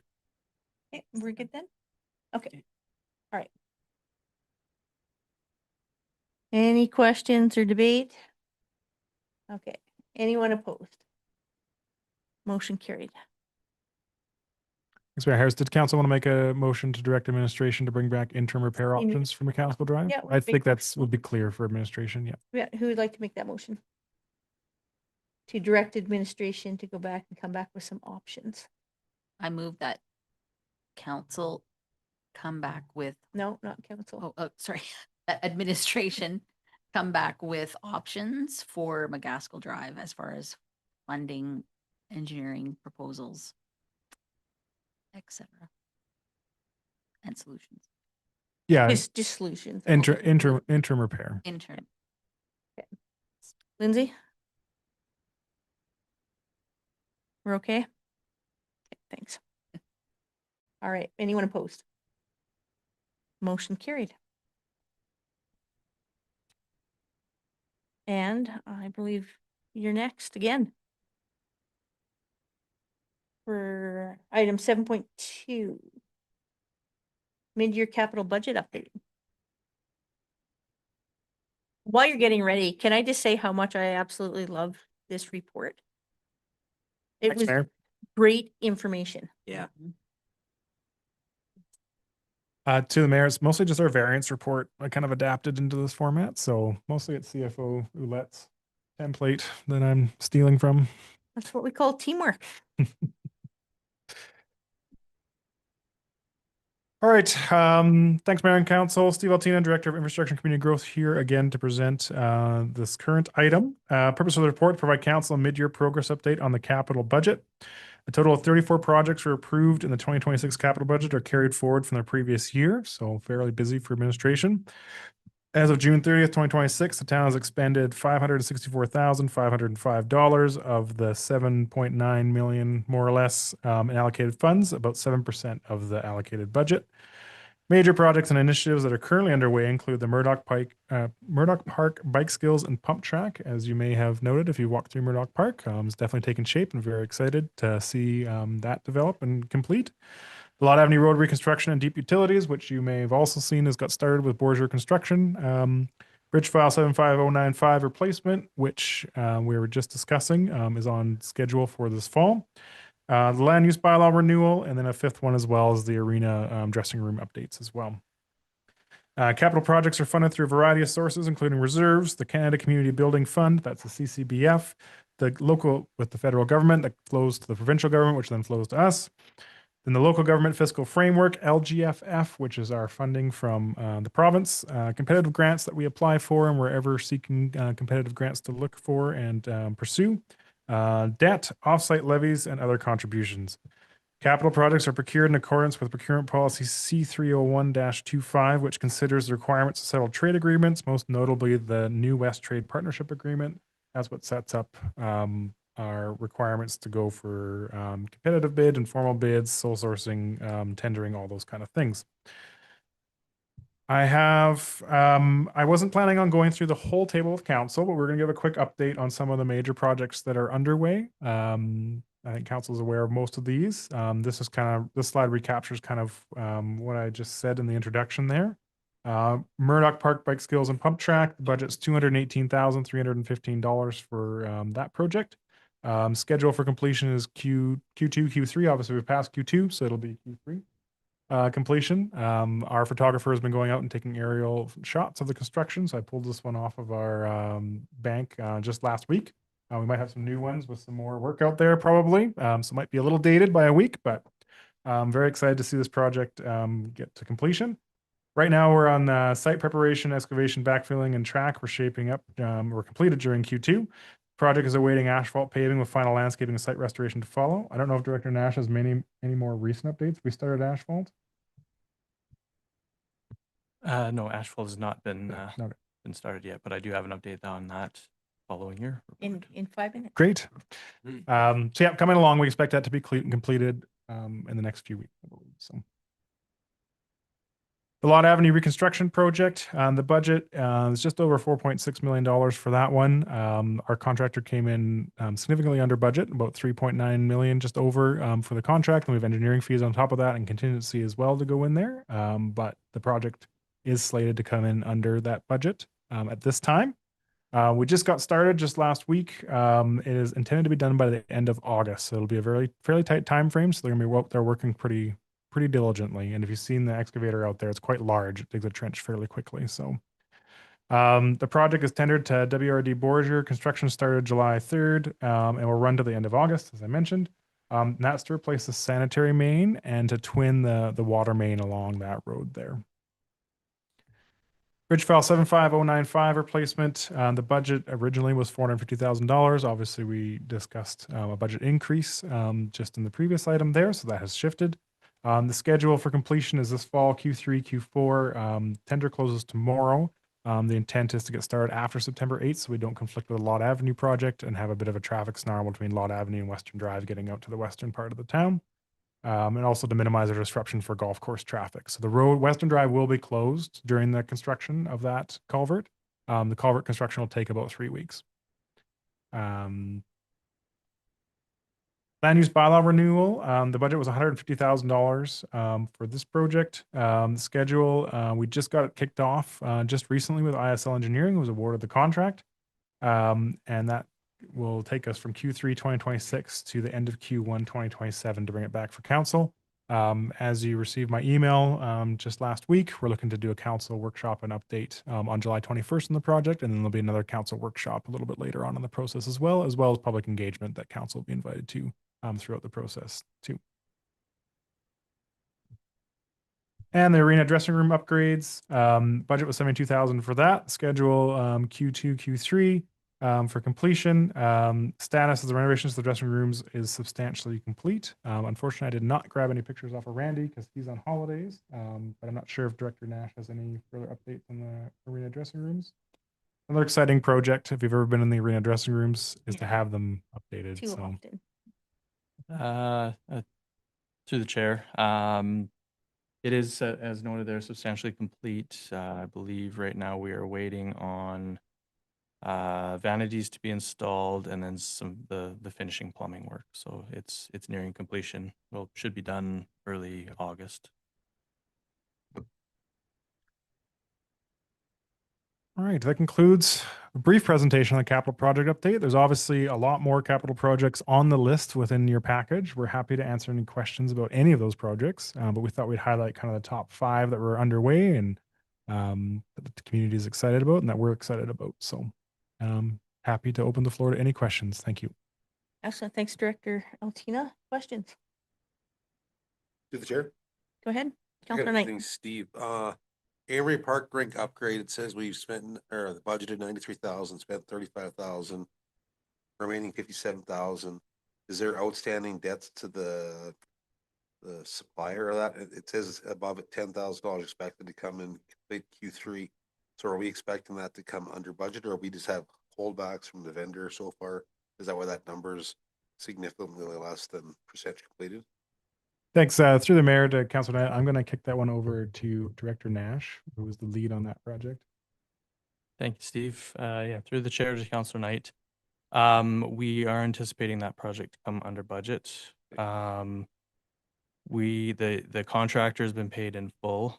The $10,000 for the rubberized coating was pulled out of that contract and we are completing that on our own with the contractor, which actually is expected to be done the end of this week.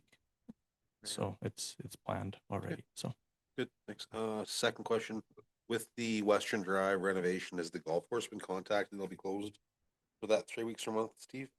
Through the mayor to Councilor Knight, not yet. We'll get our contractor awarded this week, and then we'll be reaching out to the golf course once we know the schedule a little bit more finite there. Yeah, if we can give them a month or two notice, they can at least let their members know and plan that. Oh, for sure. Yeah, it'll be early July here. We just wanted to get our schedule somewhat finalized and get a contractor on board here. Okay, and then third question I had.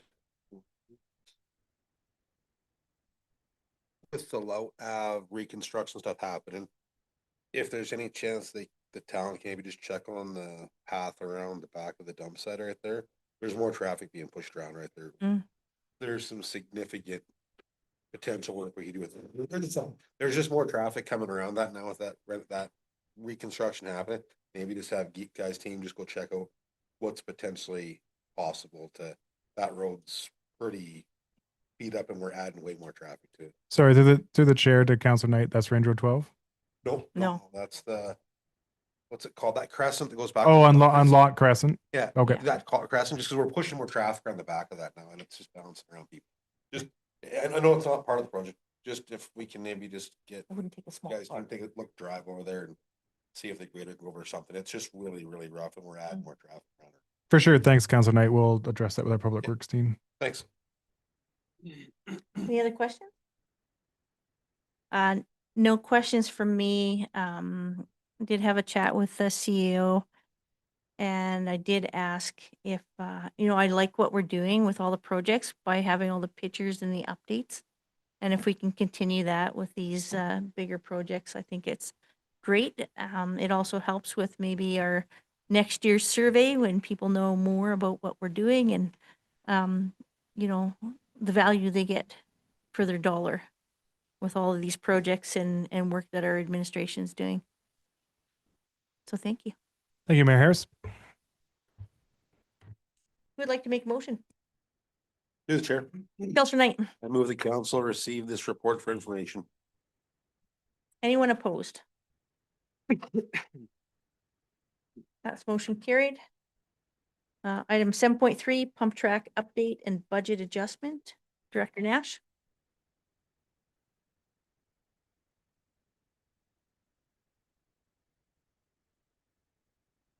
Thank you, Mayor Harris.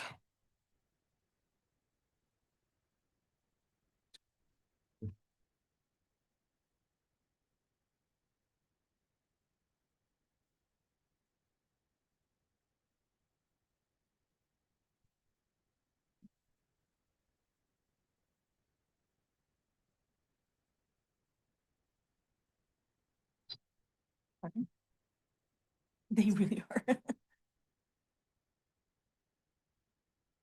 I don't think they know about it. Sorry. Whose truck is that? Through the chair. My dad's. Sorry, 2 seconds here.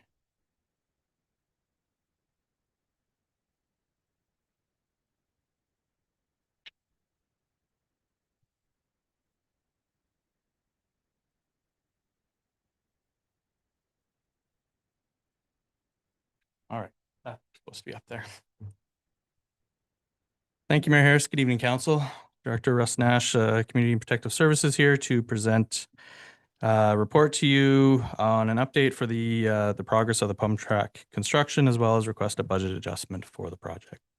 The photos you have behind me here, I'll scroll through here. You do have them in your package as well, but I just thought I'd put them up on the screen for you, a little easier to see. So construction of the pump track has progressed pretty well overall. While the project has experienced some delays due to some challenging ground conditions and weather, significant milestones have been achieved. The track has been fully shaped and is now ready for asphalt paving. Current site photos are attached, as I mentioned. I'll go through those here in a second. The contractor, Bike Track Limited, has tentatively scheduled paving for the second week of July, so I'm anticipating that to start next week. Obviously, weather permitting. Because the asphalt is installed by hand, ambient temperatures must be at least 15 degrees Celsius and rising to ensure the material remains workable during installation. Following completion of the asphalt, the remaining landscaping, including sod installation, will be finalized. Once those activities are complete, the facility will be ready and available for the public to use. So as I noted, I just have some pictures here. I'll just quickly scroll through them for you to see if you haven't been by there yourself. The first few photos here are early in the construction, with all the sub-base layers being put down. This picture here shows how much gravel had to go into the track itself. Hopefully you're able to see that. You can see how much topsoil had to be dug out of the ground. And then these last pictures here show all the contouring and shaping completed.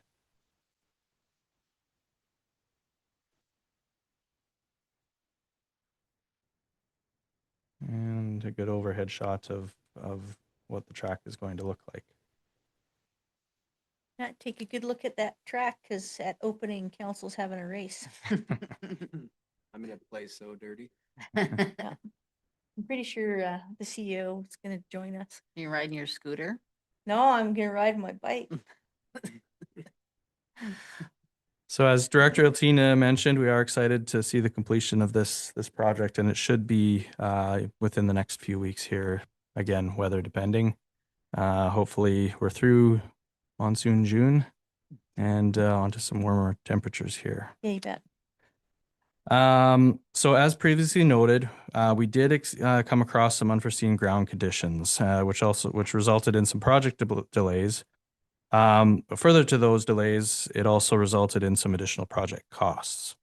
So the approved budget, as noted by Director Altina, was $218,315, which consisted of $7,500 for design, $180,000 for construction, and included a $30,815 contingency. During excavation, the contractor encountered significantly deeper topsoil than anticipated. In some areas, the topsoil exceeded 1 meter in depth before suitable subgrade material was reached. We suspect that a lot of the soil that was in that has been placed in that park actually came from the subdivision just to the north there, Murdoch Street and Nanton. So that's kind of why we think there's so much topsoil there. Also explains why the grass grows really well in that park.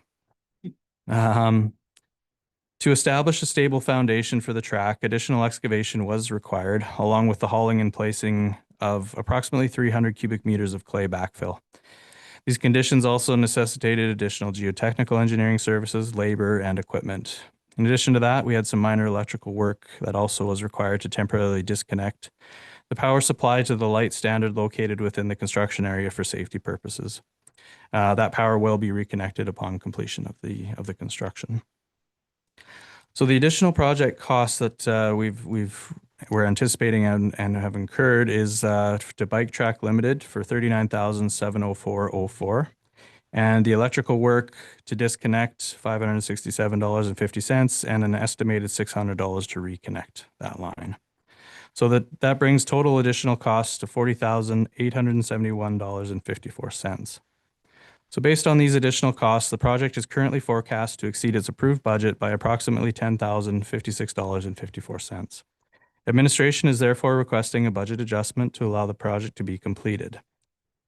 The Amory Park Outdoor Rink project is currently projected to be $25,000 under budget. As this and the pump track projects are both recreational capital initiatives, administration recommends reallocating $20,000 of these surplus funds to the pump track project. Being that this reallocation can be accommodated within existing approved budgets, and additional municipal funding will not be required. Although no further out-of-scope costs are anticipated, administration is requesting an additional $10,000 beyond the previously identified overage to provide a modest contingency for any unforeseen issues that may arise during project completion. Should these funds not be required, they will not be used. Some cost savings could be achieved if hydroseed is used instead of sod. However, this will result in a longer delay for opening the track. Additional costs will also be incurred long-term for maintenance, fence rental to keep people off it, or at least attempt to, and reseeding areas that don't catch it. Therefore, administration does recommend to continue proceeding with sod for final landscaping. Administration will utilize staff from the Parks Department to help lay the sod, which should slightly reduce our landscaping costs from Bike Track Limited. So with that concludes my report, and I am available for any questions from council. Great, thanks, Director Nash. Anybody have questions?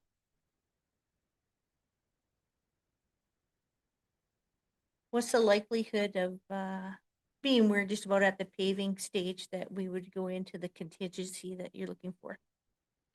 To the mayor, I would suggest that it's lower. It's quite lower. Just because everything now is above ground, and we know. I would say we may run into the possibility if we have some heavy rains or something like that, or maybe somebody decides to go and try and use the track before they get pavement on it. Mm-hmm. There may be some repair costs we may have to incur depending on that. So I would say the risk is low, but it's still potential there, I would say. Fair enough. Anyone else? Okay. That's it. If you'd like to make a motion. Through the chair. Councillor Kosh.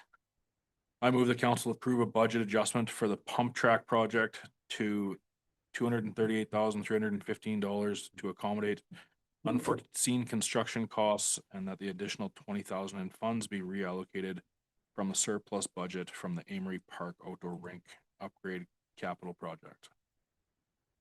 Okay. Is there anyone opposed? Motion carried. Thank you. And we'll move to 7.4, the outstanding items list. CEO Barney. Thank you, Mayor Harris. There's just a couple of items this evening that administration would request removal from the outstanding items list.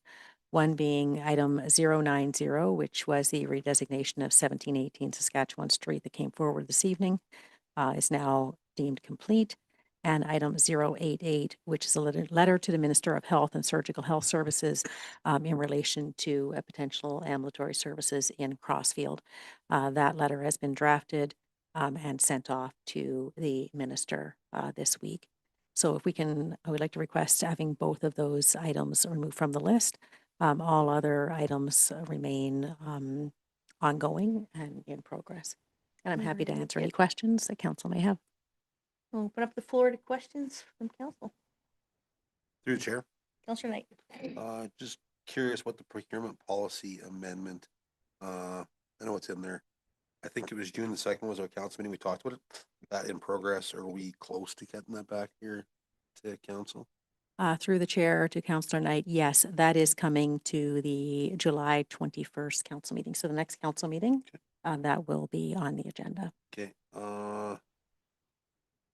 the limit avenue speed change, it says it's anticipated not to be changed.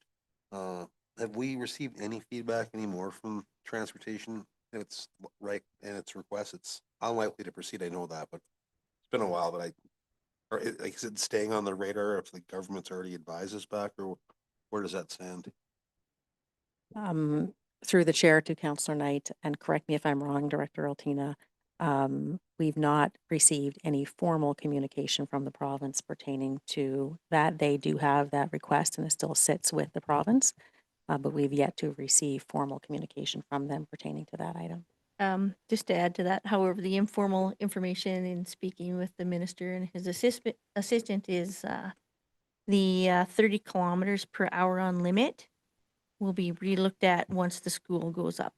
Yeah, that's Yeah. just the That's reason. it. Okay, that gives you your timeline. Okay, thank you. Okay, anyone else? Who'd like to make a motion? Through the chair, Deputy Mayor. I move that item 088, letter to Minister of Hospital and Surgical Health Services, and item 090, bylaw 2026-07- redesignation of 1718 Saskatchewan Street be removed from the outstanding items list. And who'd like to make a motion? Or sorry, is there anyone opposed? I guess I don't matter. That's motion carried. All right, if it's okay with council, before we go into closed session, let's take a 10-minute bio break and we'll reconvene at, let's make it 8:30. Still got council business too, right? What? Well, maybe. Yes, thanks for the reminder. Okay, council's business. I went to Minister Dreeshen's Transportation and Economic Corridor event on Sunday night. There's probably about 2,000 people there. We heard from the Premier, we heard from Doug Ford, like Premier Ford, we heard from the Premier, I think, of Nova Scotia, and of course, Minister Dreeshen. And yeah, it was a great event. Met a lot of other councillors, sat with a mayor from Cold Lake. That was pretty nice. So it was good. And last night I was at the Magna event for lawn bowling. I bowled with Mayor Spearman from Airdrie and Mayor Thorne from Okotoks. So good conversations around water and wastewater from both of them. So that was also good. I continue to do the CAO weekly meetings. And I went to the town hall in Olds with Minister Sawyer and the Premier. But they mostly talked about the data center for Olds. So kind of took over the whole meeting. Yeah, and I think that's it. Deputy Mayor. Actually, at this time, I don't have anything to report. Okay. Councillor Benson. So I attended a Rocky View Foundation meeting with the CFO and some of their one of their accounting people just to review some of their policies and procedures and their, did some individual tracking of some of the invoices and processes. So it was interesting. There's some pretty interesting parallels between them and us here in Crossfield. And yeah, everything checked out. It was good. I found it kind of interesting that they, the various different branches, how they all function individually. And I also attended the Cochrane site visit for the old folks home.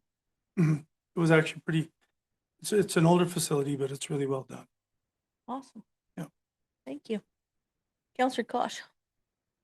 After the last council meeting, we did the facility tours, which I was really into. I'm a nerd for equipment and stuff, so I was fascinated. I loved it.